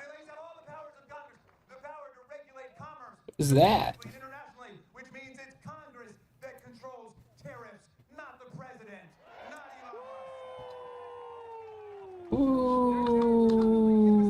They're illegal, they're unconstitutional, and we're going to turn this around. Yeah, it is illegal. And I think we need to be saying that more. What he's doing, he's only allowed to do this during emergency situations. He's created the emergency. True. That's not something that Congress should be allowing. And I just want to say real fast that I got to interview Rep. Jamie Raskin yesterday at the Hands Off protest, and that interview will be coming out tomorrow. So please do look out for that. Okay. And let's just go to this. Let's go to the Elon Musk clip now. And then Trump's administration responded to Elon Musk's attacks, and then Elon Musk went on his Twitter app and started to lay in to Trump's administration. But first, before we get to all that, let's just watch what Elon Musk had to say about what did he say? About Trump and their tariffs. And I'm hopeful, for example, with the tariffs, that at the end of the day, I hope that both Europe and the United States should move, ideally, in my view, to a zero tariff situation, effectively creating a free trade zone between Europe and North America. And that would be that's what I hope occurs. And also more freedom of people to move between Europe and North America. Yikes. If they wish. If they wish to work in Europe or wish to work in America, they should be allowed to do so, in my view. Major cringe. So that has certainly been my advice to the president. We're anti-freedom now. This is Donald Trump's signature policy. I guess you call it a policy. So for Elon Musk to be coming out like this is a really big deal. Don't think he's doing it because he is trying to be a good guy. Elon Musk's net worth has declined significantly. What else would I say? Suggesting a loss of $126 billion to $130 billion since the beginning of 2025. That's all because of Donald Trump and his policies, mainly because of the drop in Tesla's price share. And though Tesla is going to fare better against the tariffs, Elon Musk and his many different companies are going to be negatively impacted by this. So Elon Musk is speaking up not because he's trying to be a good guy, but because he wants to defend his own pocketbook. But here is how Pete Navarro, who works in Trump's administration, defend his own pocketbook. Can we go back to Elon Musk for a second? Because I'm glad that you brought that up. He also took a shot at you. I need some more chocolate milk. And he's going against the administration with respect to the tariff policy. The president has said in the coming months he may leave the administration. Peter, is there a rift internally? No, I mean, look, Elon, when he's in his Doge lane, is great. But we understand what's going on here. We just have to understand. Still no steps, man. And I'm gonna buy shit out of here. Cars that have big parts of that car from Mexico, China. He's a manufacturer. I thought we liked those guys. Japan No. Or China. The electronics come from Taiwan. I should get some. And he's simply protecting his own interests. I should get some spicy eel. We're more concerned about Detroit building Cadillacs with American engines. Oh man! All right, so let's see those tweets that Elon Musk posted that he's responding to here. So Elon Musk, so someone goes, here's Peter Navarro explaining the tariffs contrary to the paid fake expert class that is usually in corporate media. Peter Navarro has a PhD in economics from Harvard. Fake He's also expert going to lie to you about what is going on to a globalist degenerate. Okay. Elon Musk responded to this person, a PhD in econ from Harvard is a bad thing. That's not a good thing. Results in the ego, brains, one problem. And then some guy goes, Navarro is 100 correct. PhD or no PhD here, just been obsessed with trade for quite a while. And then Elon Musk goes, he ain't built shit. Ooh. And then he also responded to this quote where someone posted, in every disaster throughout American history, there's always seems to be a man from Harvard in the middle of it, which is obviously a direct attack at Peter Navarro, who went to Harvard, and then Elon Musk just goes, yup. And this, of course, is all happening under the umbrella of this announcement where Trump told his inner circle that Musk would be leaving soon. And reporting Politico said that allies of Trump says that Musk is unpredictable, unmanageable force who has had issues communicating his plans with cabinet secretaries throughout the White House chain of command, led by Chief of Staff Susie Wiles, frequently sending them into a frenzy with unexpected and off-message comments on X. Fucking frenzy. And uncoordinated plans to gut federal agencies. And it also goes on to say here, you might remember there was a Pentagon meeting where Musk was going to be briefed on classified war plans. And it turns out Trump and Susie Wiles were surprised by it, and it left them scrambling to find out what was happening. So they are trying to get themselves out of this. We're going to follow this because we knew this moment was going to happen. It's beginning to bubble up, and it is going to be glorious. Finally, Elon Musk and Donald Trump are starting to break apart. Okay, that was a lot boring. Or a lot more boring than I thought it would be.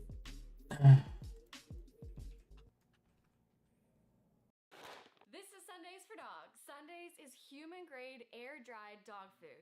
90% meat, 10% superfoods, 0% synthetics. It is only one of 2 foods in the United States that offers complete and balanced nutrition with 0 fillers. It's food! Very rarely do you see such a short list of not only easy to pronounce, but familiar ingredients.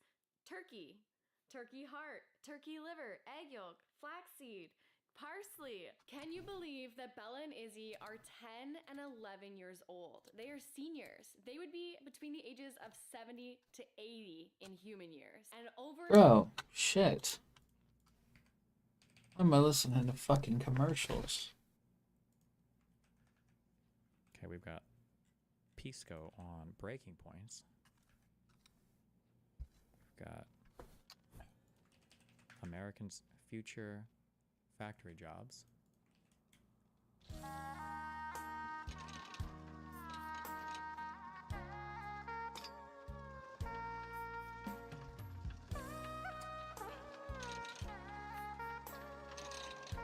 I cover the high school stabbing? No, what? Why would I cover stabbing in high school?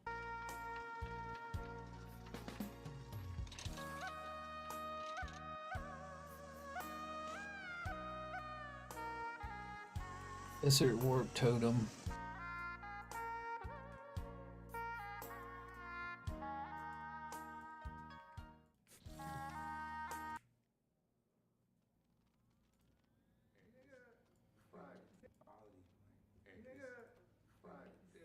Okay, you don't like the quality then? Nigga, you don't like, how about this quality? Ooh, how about this quality? Damn. Okay, you don't like the quality then? Nigga, you don't like, how about... So 60 Minutes did a fantastic piece on Sunday breaking down what they were able to figure out about the Black Twitter's arguing the stabbing is the same as a Kyle Rittenhouse situation. Okay. men who were sent under the Alien Enemies Act to that notorious prison in El Salvador. We can put this up on the screen. So the government has not released the names of these individuals, these 238 migrants who were sent to this Salvadoran mega prison, but they were able to get their hands on some leaked government documents and dug into their purported criminal records. And what they found, because remember we were told these are gang members, these are the worst of the worst, etc. What they actually found is that for 75% of these Venezuelans, they had no criminal record whatsoever. There were about 13% that they were not able to determine. And for the remaining 22%, they did have criminal records, the vast majority for things like theft, shoplifting, and trespassing. At the same time, we can put these images up on the screen. They delved in particular into the case of Andriy. He is the gay makeup artist who was legally applying for asylum and was accused by the government of being a gang member based on his tattoos. They spoke to his lawyer. They also were able to track down these horrific pictures of him being sentenced into this prison for Rare which is the highest no one quality I can get communicate right with now, him. right? He may be here now for life. And they also went back through his social media postings and found absolutely no indication of gang involvement whatsoever.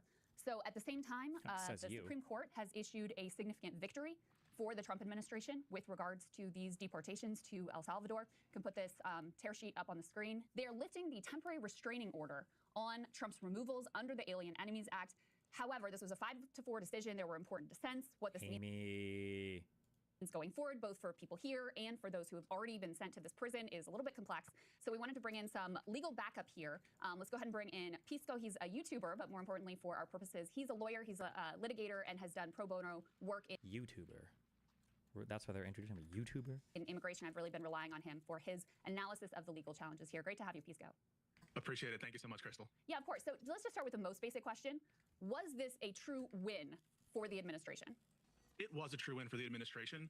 There is a core unanimous holding here that is generally good, but it's kind of something that most people take for granted, which is that people who are going to be deported are, have access to basic procedural due process. And so a unanimous Supreme Court 9-0 held that the Trump administration was violating people's procedural due process rights, or at the very least was they're entitled to notice an opportunity to be heard before they're sent off to this gulag in El Salvador. But at the end of the day, the temporary restraining order, which was protecting a lot of these migrants, were in fact vacated by the Supreme Court. And that's a huge win for the Trump administration for reasons that we can get into. So can you explain the upholding of due process? As I understand it, it is a different way that they can apply for scrutiny. There was, the Administrative Procedures Act, and instead they rule, the Supreme Court says that there must be an access to a habeas corpus, but in the jurisdiction of where they're being held. So just translate the things that I just said into something a normal person can understand. So what they said was the exclusive remedy for individuals who are labeled alien enemies under the Alien Enemies Act is to go through a habeas petition. And habeas corpus is Latin for produce the body. And it essentially, it's a specific kind of old writ that has traditionally been used in these kinds of cases where people will be allowed to challenge whether they in fact are alien enemies. And the court actually said, maybe even suggesting they could challenge the proclamation as a whole, and contrast that to the Administrative Procedures Act, which is what some of these, a remedy for a lot of these sort of agency type actions trying to strike down large agency action. And under that procedure, they could apply kind of on the general policy as opposed to an individual petition to sort of attack broad policy that the petitioners think is unlawful. And in that situation, you could file in DC. The ultimate effect of this is you're going to Better break my goddamn fence. Pro-Trump courts in Texas and Louisiana and the Fifth Circuit, where there are a lot less I don't have that fence in my... detainees the time of day than in DC or New York. Okay. So let's talk a little bit more about this, because I think this piece is really important. Because on the one hand, you go, okay, well, they said the Trump administration can restart these deportations under the Alien Enemies Act. On the other hand, all 9 justices said, what you've been doing is illegal, because the administration's position was no due process whatsoever. Illegal. About this, Kristi Noem, etc. No due process. Supreme Court is saying unanimously that is not correct. Raincoat. Offer what they describe as "quote unquote" reasonable notice, an opportunity to file habeas corpus lawsuits in the jurisdictions where they are being held. Can you talk to us on like a real world practical basis what this will actually mean for immigrants who are being threatened with deportation to prison under the Alien Enemies Act? Especially because, the definition of quote-unquote reasonable notice, it's not like they say, this is how to get in shape fast. If you want to drop... This is how you get checked fast. Fuck B Shred. You have to give them a week. You have to give them even 24 hours. They're leaving it up to the administration to define what, in their view, is quote-unquote reasonable notice. Yeah, you totally hit the nail on the head. Like on the formalism of it, it totally makes sense, right? That this would be a great holding, right? They're holding that you have procedural due process rights, you have a notice to be heard, an opportunity to be heard, and you have the right to notice. Which, by the way, the Trump administration was in court arguing that we don't even need to tell their lawyers where they are. So on that basic premise, you would think, wow, it's a great holding. The problem is we're living in the real world, and the reality. We're living in the real world. This is the world that Pisco wants. I think it needs to be. Fuck. I don't actually even know. Never mind. Because it's a complicated, fucking boring ass legal argument. But like, the government explicitly wants the process to work this way because the government was explicitly just deporting people without notice and without warning. They were effectively what they've tried to get from the court, and you could argue they've kind of sort of gotten it all. The court said, well, you do have to provide some due process shit.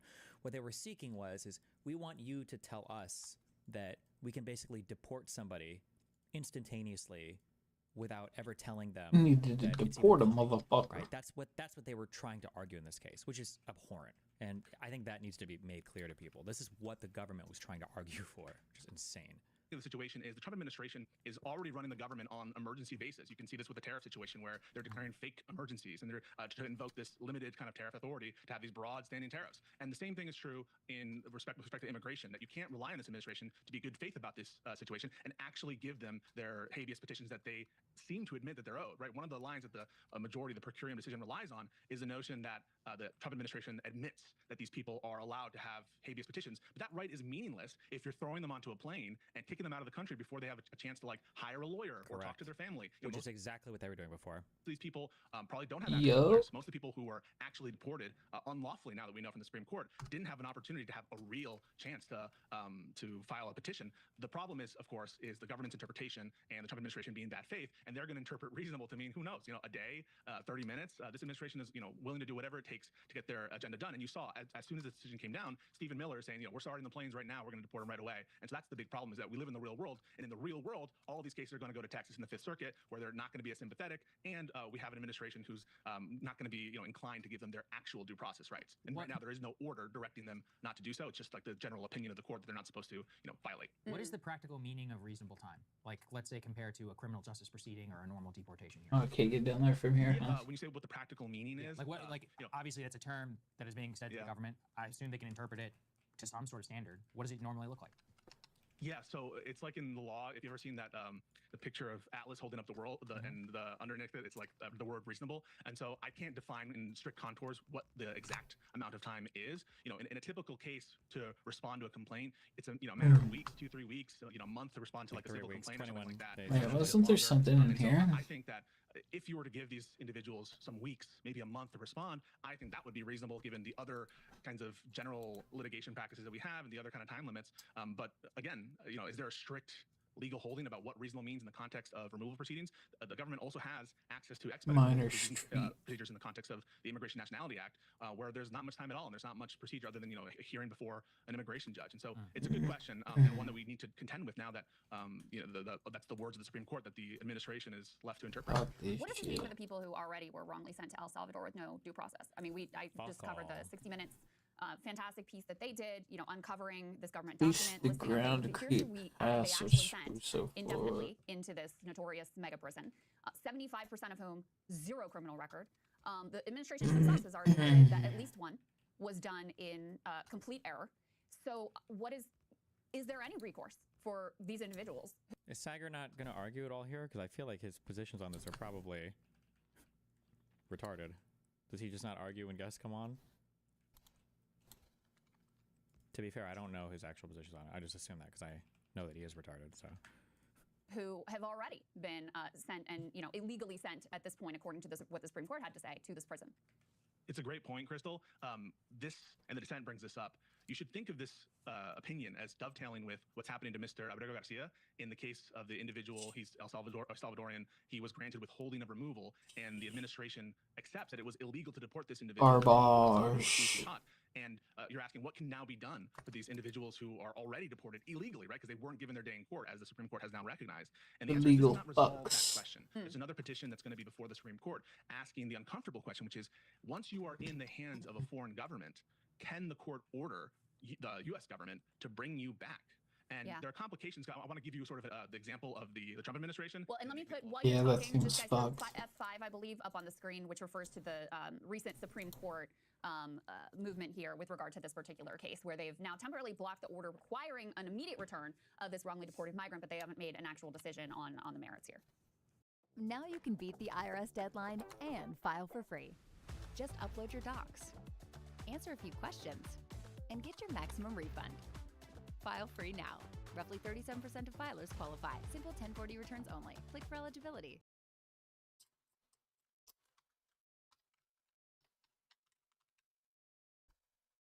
When I tell people she's 21 years old, they're just taken back. Without a farmer's dog, I truly don't believe she'd be here today.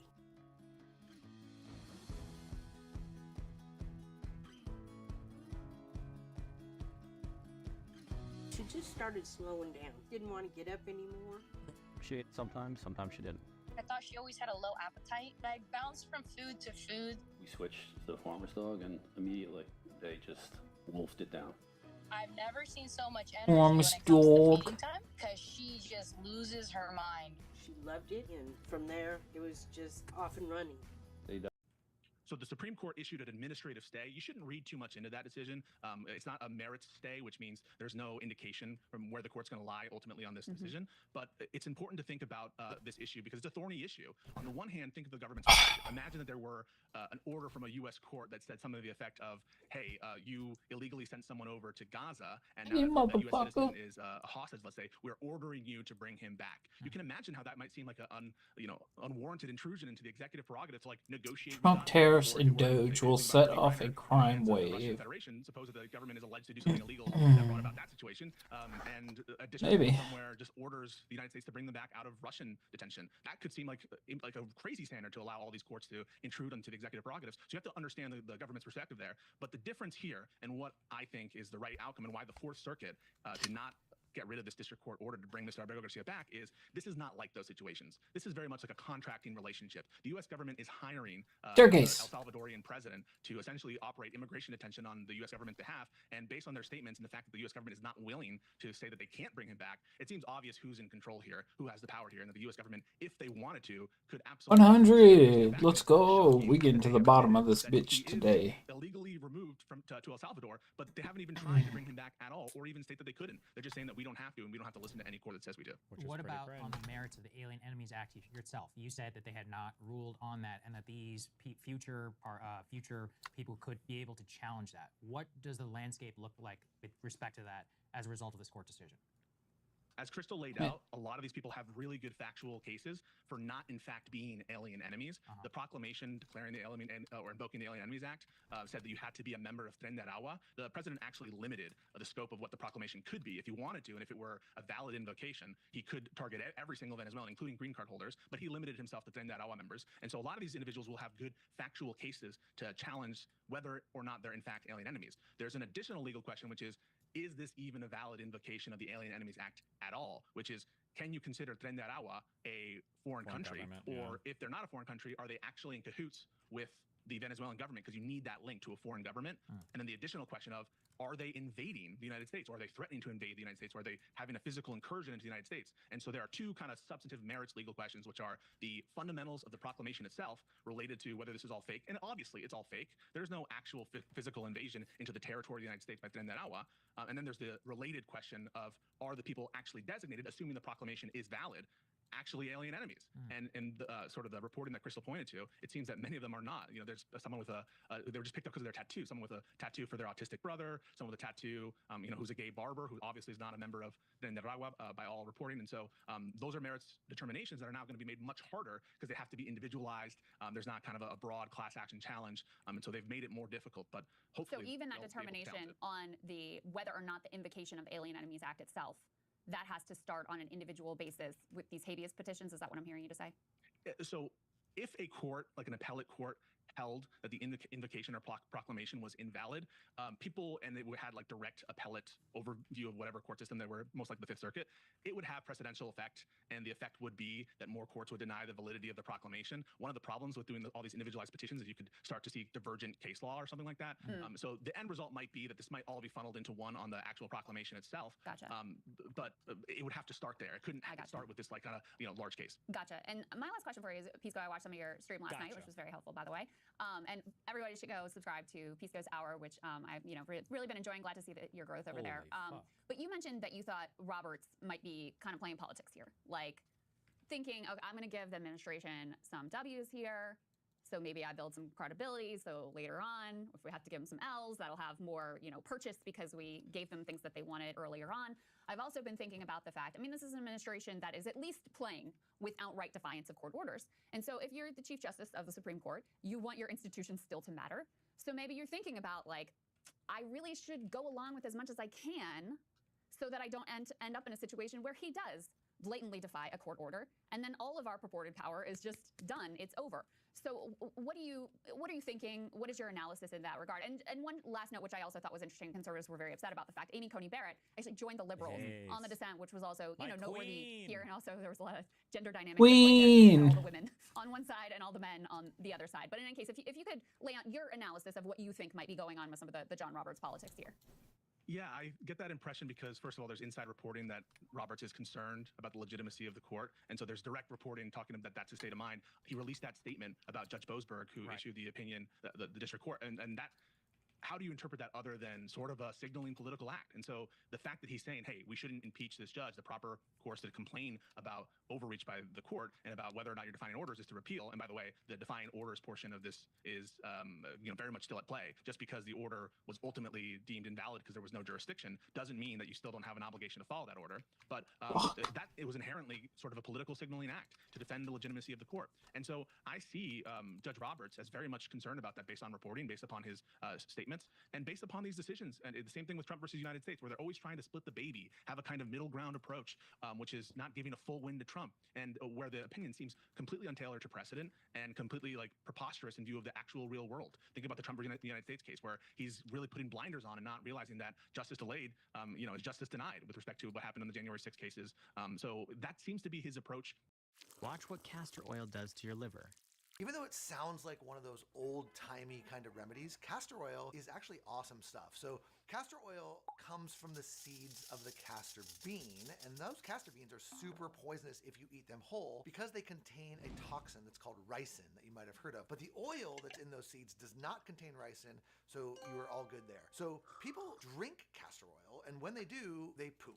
It is a laxative, and it's a pretty powerful laxative. Most people will get a laxative effect with just 1 tablespoon of oil. And like I said, it happens pretty quick, so do not try that before bed. But the reason why castor oil is so popular right now has less to do with its laxative properties than what happens when you put it... From what I can gather and my intuition about it, and based on the reporting that we're seeing, and I think it's a dangerous game because these Trump, sycophants, the administration officials are not going to be loyal to you, are not going to respect you anymore just because you've issued a couple middle ground decisions. And I think it's one that he's walking. It's also one of the reasons why I think you shouldn't read into too much of the administrative stay into the Mr. Abrego Garcia case, because in that situation, I feel like one of the reasons why he might issue an administrative stay is to, if he were going to rule on the right side, in my opinion, trying to get Mr. Abrego Garcia back, would be to gather a consensus, to actually have an opinion. If there's going to have to be a standoff between the courts and the president, have it be with the Supreme Court as opposed to the Fourth Circuit. And so I very much see him in the game of trying to protect the legitimacy of the court and the institution, but I just think that he's off the mark.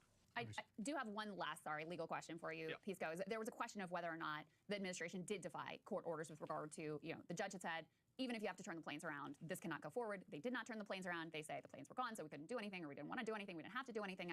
And there were hearings continuing to determine whether they should be held in contempt for defiance of those orders. Does this wipe that out? Is that still ongoing? Like, where do we go from here? Yeah, no, you're supposed to follow court orders, even if ultimately it's determined that the court was not right in the initial instance to issue the order. And that's very much, by the way, true. The holding of this court is that Boasberg did not have the jurisdiction, did not have the right venue to issue these orders. But that doesn't mean that you're not still obligated to follow that order. And so this does not eliminate the contempt proceedings and the hearings that are occurring before Boasberg about whether or not, in fact, they violated the order. To me, it's completely obvious that they violated the order. I mean, they're all but bragging about it. And if you look at the timeline about when the order was given, it was an oral order, but there's nothing less binding about an oral order. They're completely aware about the existence of the order. Boasberg is like talking and asking who, even up to like the individual lawyers, was aware of what's going on. So he's doing some fact finding there, but they knew about it. They knew they were supposed to turn the planes around. And it's preposterous, the notion that courts could not order a plane to turn around if it had, for example, U.S. citizens on board and they were trying to abscond illegally, which is also one of the reasons why all these decisions are very problematic, is because they apply at their maximal also to U.S. citizens, that they couldn't, give that order. The order wasn't valid. And at this point, they're not even trying to hide their defiance. They're invoking the state secret doctrine when they're blatantly like posting the times of when it landed, and where the president of El Salvador is like memeing over the orders and flouting them. And so to me, there's no question really about the defiance, and the dissent all but accuses them of flagrant disrespect for the rule of law and the judge's order. Will we see a resolution of that at the court, or is that a Boasberg contempt? Like, would it stay within his jurisdiction? It could definitely be appealable, and I expect this administration appeals everything, and so I would always expect them to appeal it. They're supposed to give deference to the factual findings of the lower court. That's one of the principles here. But they're also not supposed to appeal TROs, and there's not supposed to be jurisdiction to the Supreme Court or for any appellate court to hear a kind of disagreement on a TRO. But there's always seems to be special rules when the president's involved, special rules when Trump is involved. And so I don't know if they're going to pay deference to Judge Boasberg's findings, and I very much expect them to appeal the order, and for them to say that it's invalid if he finds, for example, that they violated the court order, to say that finding is not applicable as to the president. I don't think the president himself is involved, but as to the other officials. Right. And so yeah, I don't think it'll be finally resolved in the district court, even though they're supposed to pay deference to those factual findings. I didn't know that. All right. Well, this has been very illuminating. Thank you so much for taking some time to break these issues down for us, Bisco. Great to see you. Thanks, man. Thanks so much, guys. Hey, if you like that video, hit the like button or leave a comment below. It really helps get the show to more people. And if you'd like... Let's move on to Iran. So 60 Minutes did a... Okay, well. I thought we were going to have some fighting. Catherine Rampell was on the Al Franken podcast? Bro, what the fuck? Every single politician person has a podcast these days now? Ooh, a cheeseburger. Before, after, before, after. Oh God, come on. Okay. Come on, let's go. He's gonna blab too much too. Hi everyone, this is Pivot from New York Magazine, the Vox Media Podcast Network. I'm Kara Swisher in my new studio without books behind me, but they will have them. Here I am, Oh Scott. my God! Could you be any How do more? I look? Well, you're apologizing for not having books behind you. Well, I'm gonna have awards. My many awards is what I'm gonna have. Yeah. Okay, Do you like good. my new studio? It's in my house. I'm not sure I like the red chair, quite frankly. Really? Why? Does it upset you? Does it threaten you? No, it takes me back to an era. I think you've moved on. I think you've turned the page on the red chair. We'll see. I like it for now. I'm gonna leave it because it Yeah. upsets you. Upsets and disturbs you. Yeah. You mean it's like retro, or that it reminds you of Walt Mossberg, who I just had lunch with? No, I love Walt. I just think you've moved on. I don't know. Are we just in full react mode for a while? Do you have any plans for action the community can rally behind these coming weeks? I can't rally or do anything until my court case is over. So yes, we're just waiting here until the other side gets dismissed. Is basically that's what we're doing. It's jerking off, hanging out. Yes. What color chair should I have with you in the sky? Jerking off and hanging out. No, I don't know. Black. I'm full gonna put black. your blanket that I stole from the Fife Arms for your birthday. Oh, good. That'd be nice. I'll put that on. Okay. Okay. Next. All right. I'll drape it. I'll drape a Scottish thing on it. And No, I take think it reminds us how old you are. But anyways, literally right out of the gate. Go right ahead. out of the gate. Go ahead. Hello. You were on your college tour. Tell me, but you were away last week. We had Yeah. lovely guest hosts with Jen Psaki and John Lovett. They were great. Jen Psaki, those are both great. They are great. They were I'd very like to be friends lively. with both of them. They'd be fun to roll with. We'll see about that. No, I'll check with them. We'll call she's interesting and attractive, and he's interesting. Wow, Kappa TV. Thanks for subbing, buddy. Yeah. Really? Okay. Sorry, John. Anyway, who's the handsome one? Who's the all handsome of them. one? Oh, John Favreau is who you're Oh, thinking he's about. dreamy. Yeah. That dude's dreamy. I think Do you care? Let's give a possible date when the court show's final. I don't know, a month, 2 months, 3 months. It's just waiting for the complaint is bullshit because there are things on the complaint that are factually incorrect. The other side knows that they're factually incorrect. Their dream is to get to some discovery phase so that they can go dig through all of my DMs in the hopes that they're going to find something that will allow them to salvage it. They're not going to find anything like that. And then once that happens, then we file a motion for summary judgment, and then it goes away. Now we get to get the good sword. It's just a matter of waiting for the process until then, basically. I think right now we're in the process of fighting over a preliminary injunction that their side wants to get me to stop hosting a whole bunch of videos online, even though I'm obviously not hosting any fucking videos online. That's why they tried to file a TRO. Judge made fun of them because they took too long to file it. It was fucking retarded. So now we're doing the preliminary injunction thing, and then after that we'll be doing the fucking. We're just waiting, basically. It's all a good meme. Fun times.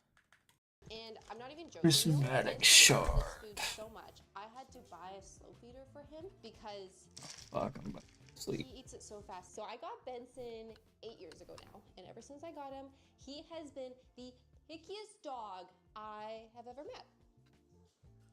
In the beginning, I went to the pet store and I bought him the best food that was on the shelf, and he wouldn't eat it. He said it wasn't good enough, and ever since then, I have been trying to find him food that he would like. And what Benson's been eating is sundaes, and what I love about sundaes is one, it's healthy, but so easy to feed him. Like usually healthy meals, there are a lot of prep that goes with it. They're very messy, but this is an air-dried dog food. It's pretty much like a beef jerky texture. $10,000 enclosed. Do you like it, Vincent? Is it tasty? So if you want to give your dog a chance to try out Sundays, you can actually get 50% off your first 2-week trial if you go to sundaysfordogs.com. I think this is Benson approved. What do you say?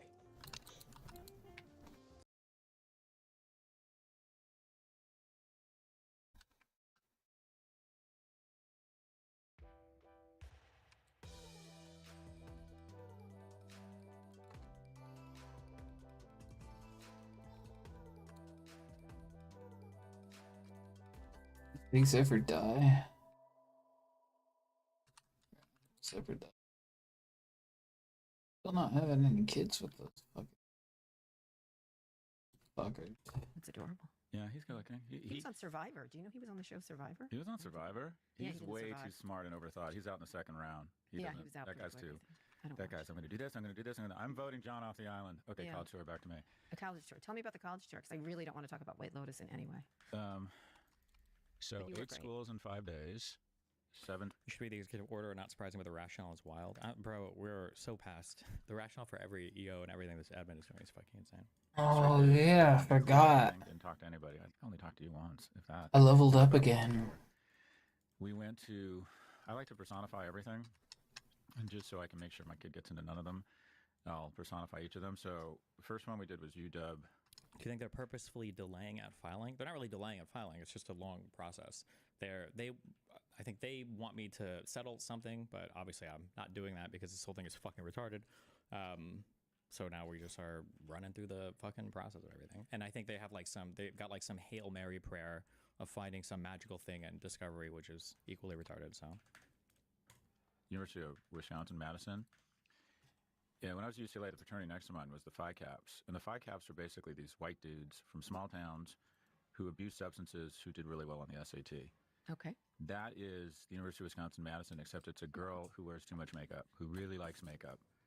And, but they're doing their job. Actually, UW-Madison, I rag a lot on higher education. They're doing their job. They let in a shit ton of kids. Yeah. It's crowded. They have money, but it's not the Ritz-Carlton, Madison. They get it. They got the assignment. I felt really good. I actually met with someone there just so I can virtue signal. They do this amazing program. Allows you to reforge trinkets. Local prisons. I'm giving some money to it. They're doing their job. I was really impressed with them. So you like them, but you just insulted them, so your son's not getting in there now. But go ahead, move along. There you go. Thanks for that. And then we went to Chicago. Chicago's a dude. University of. That's Yeah, Chicago's a dude. There at the Institute of Politics with David Axelrod. He's great. Yeah, which is available on YouTube. And imagine a guy in a park. They're one of two things. They either win a Nobel Prize. Everyone who goes there either wins a Nobel Prize or ends up in a park without shoes, feeding pigeons and speaking to themselves. I mean, these people are. I can't imagine people I would rather not party with than anyone who went to the University of Chicago. Having said that, anyone in interviews with me that went to the University of Chicago, automatic hire because they're self-hating, they work all the time, they're brilliant, mildly depressed, perfect employees. Perfect employees. Let's move it through. Okay, keep going. Northwestern. Okay. This is the gay son we all want. Oh, okay. This is. You should write a college tour book. This is stylish, impressive. Yeah. Good in theater, but also like takes AP everything and does well. And it's the most. What the fuck did I just do? So much money there. It is such a beautiful campus. It is. But the lake is just sitting there going, "Oh, bitch, I'm Who gonna goes make it so there? cold about 3 months a year." You All may months think, a year. oh my God, you can just feel the wind. You can feel Mother Winter in the wear going, Chicago's oh, cold, just Jenna. wait and see what I'm going to do to you. Then we went to Michigan. And saw my What are these son. fuckers talking about? Case, but in that, let's say it was like 1 hour. Good hypothetical to put in a good hypothetical dated. So detention, can't possibly. Prisons, I'm giving some money to it. They're doing their job. I was really impressed with them. So you like them, but you just insulted them, so your son's not getting in there now. But go ahead, move along. There you go. Thanks for that. And then we went to Chicago. Chicago's a dude. University of. That's Yeah, Chicago. I did a session there at the Institute of Politics with David Axelrod. He's great. Yeah, which is available on YouTube. And imagine a guy in a park. They're one of two things. They either win a Nobel Prize. Everyone who goes there either wins a Nobel Prize or ends up in a park without shoes, feeding pigeons and speaking to themselves. I mean, these people are. I can't imagine people I would rather not party with than anyone who went to the University of Chicago. Having said that, anyone in interviews with me that went to the University of Chicago, automatic hire because they're self-hating, they work all the time, they're brilliant, mildly depressed, perfect employees. Perfect employees. Let's move it through. Okay, keep going. Northwestern. Okay. This is the gay son we all want. Oh, okay. This is. You should write a college tour book. This Go ahead. is Gay son. stylish, 50. impressive. Yeah. Good in theater, but also like takes AP everything and does well. And it's the most. There is clearly so much money there. It is such a beautiful campus. It is. But the lake is just sitting there going, "Oh, bitch, I'm gonna make it so cold about 3 months a year." You All may months think, a year. oh How my the God, fuck do you we can use just this? feel the wind. You can Yeah, feel it's cold. Mother Winter in the Ware going, Chicago's oh, cold, just too. wait and see what I'm going to do to you. Then we went to Michigan. And saw my son. Your son is Michigan. Oh shit, that guy joined the call. My browser or my computer over here was muted. I'm sorry. If he was talking to me, I didn't hear him. Michigan personified. Oh no, you better be careful. No. Because he loves you, and I'm his No, mom. imagine you're a power forward Uh-huh. and work all the time and a nice kid, and you also get 11 million on the SAT. They're like, these kids are. Michigan, Fuck is Michigan's this one of the, for? it's arguably the best public school in the nation, maybe Yeah. tied with Berkeley. But you can go super deep on social, or you could literally try and split the atom at the building next to the cafeteria. Figure it out later. All right, hey, what's up, buddy? Sorry, my mic wasn't working. Just, I saw you were watching the Pisco video on Breaking Points. There was something at the end there I wanted to address about. They asked him about the contempt orders that the judge could find, violation of the TRO. There can no longer be contempt orders found for violation of the TRO because the TRO is vacated. So it doesn't matter if they violated it or not. Technically, Wait, there's no way that can't possibly be the procedure. well, what would they be violating? The if there was a TRO. violation. But the TRO is vacated. Yeah, but it wasn't when they violated it, vacating no? Sure, Is but in what? this case, the way that it would work is that if they tried to do it to apply contempt, they say, well, that was vacated, and I understand what Pisco's saying, where you're supposed to follow it at the time that it happens, but the contempt would be overturned essentially for.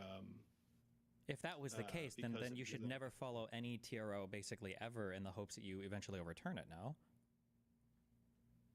Going forward, sure. In the past, though, when would you ever?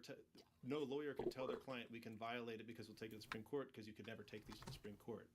You know, like, I guess you are Well, correct. if there's a like, novel The case, I don't 80. know because this has never happened. Sure. But like yeah, I think operation there's of law wise, you still must be able to be held in contempt because the contempt isn't for like whether or not the contempt is just you're violating a court order, right?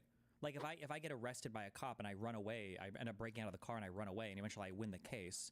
I can't say like, well, it doesn't matter that I broke out of being arrested. Like I was never found guilty of the crime, right? I could still be charged with any crimes associated with fleeing a detention or whatever. No. sure. Like that in this hypothetical scenario, sure. But I'm just saying that most are arguing that like everyone I've seen talking about it, which to be fair, it's only been 2 or 3 people. They are saying because of this now, Boasberg, he might be able to find them in contempt for other actions such as their behavior in court, but the plane taking off after his oral order and not returning likely is very. A lot of people are saying that contempt is almost certainly off the table at this point for that. It would have to be specifically for attorney actions and for like refusal to answer questions in court. So those things aren't tied to the TRO technically. Sure. They are just their actions. So just I guess we'll see how that goes. But I mean, like I think you should obviously be able to do something about that. Otherwise, you've created a world where now the federal government can probably, if they feel like, I mean, like the level of hypothetical corruption there, I feel would just be really, really, really bad. Yeah, it already exists. Now just the Supreme Court's just kind of underwriting it, right? They're just kind of saying, actually, yeah, it's fine. Which is also why a lot of people are upset about it. I have had time to read the order and the dissents now. There's just too small. I've made a post about things that I updated, but mostly what we talked about last night was mostly accurate. That was just the one thing in there that I agree with you that it sounds fucked because I agree they should still be held accountable for doing that, but the legal scholars that I've seen discuss it have said that actually contempt is off the table. So just updating. I'm curious what their arguments would be, considering these are novel situations that we don't have anybody appealing a TRO, which I feel like is still oxymoronic. Sure. So yeah. Sure, and I think that I think they're trying to just base it off of like kind of how the contempt works. So if they did, if you were going to do like a criminal contempt specifically, I think that's where they're mostly looking at, because remember, criminal contempt is for punishment of actions, but if you've been vindicated for that action later, right, then the punishment is much harder to punish them for. And then civil contempt is to compel behavior, but you can't compel behavior if that TRO doesn't exist anymore. So if he tried now to come and say, well, I'm going to do civil contempt for you violating that, he can't do it because he can't compel them to do that action.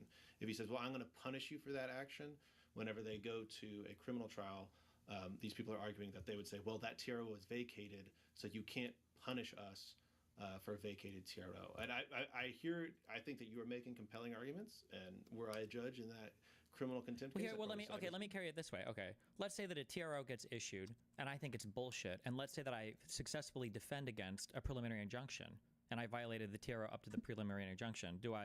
Can I just say, oh, well, you can't hold me in anything for the TRO because they lost on the injunction, and now that's basically vacated anyway, right? It feels like at that point, like TROs just become worthless, no? Or would this not? Or do you think that would not apply here?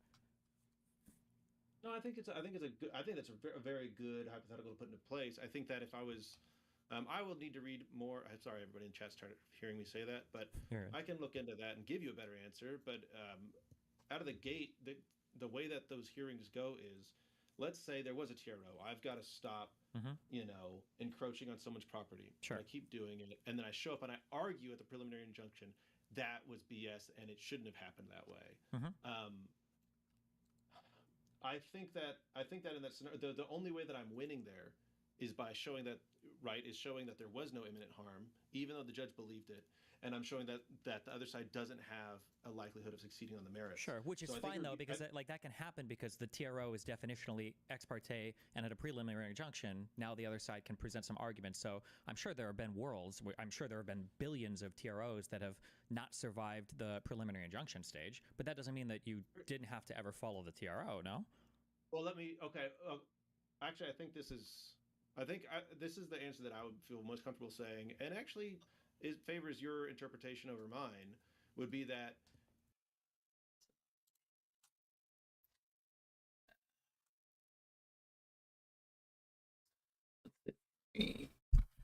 today. I'll be back on tomorrow. For stuff.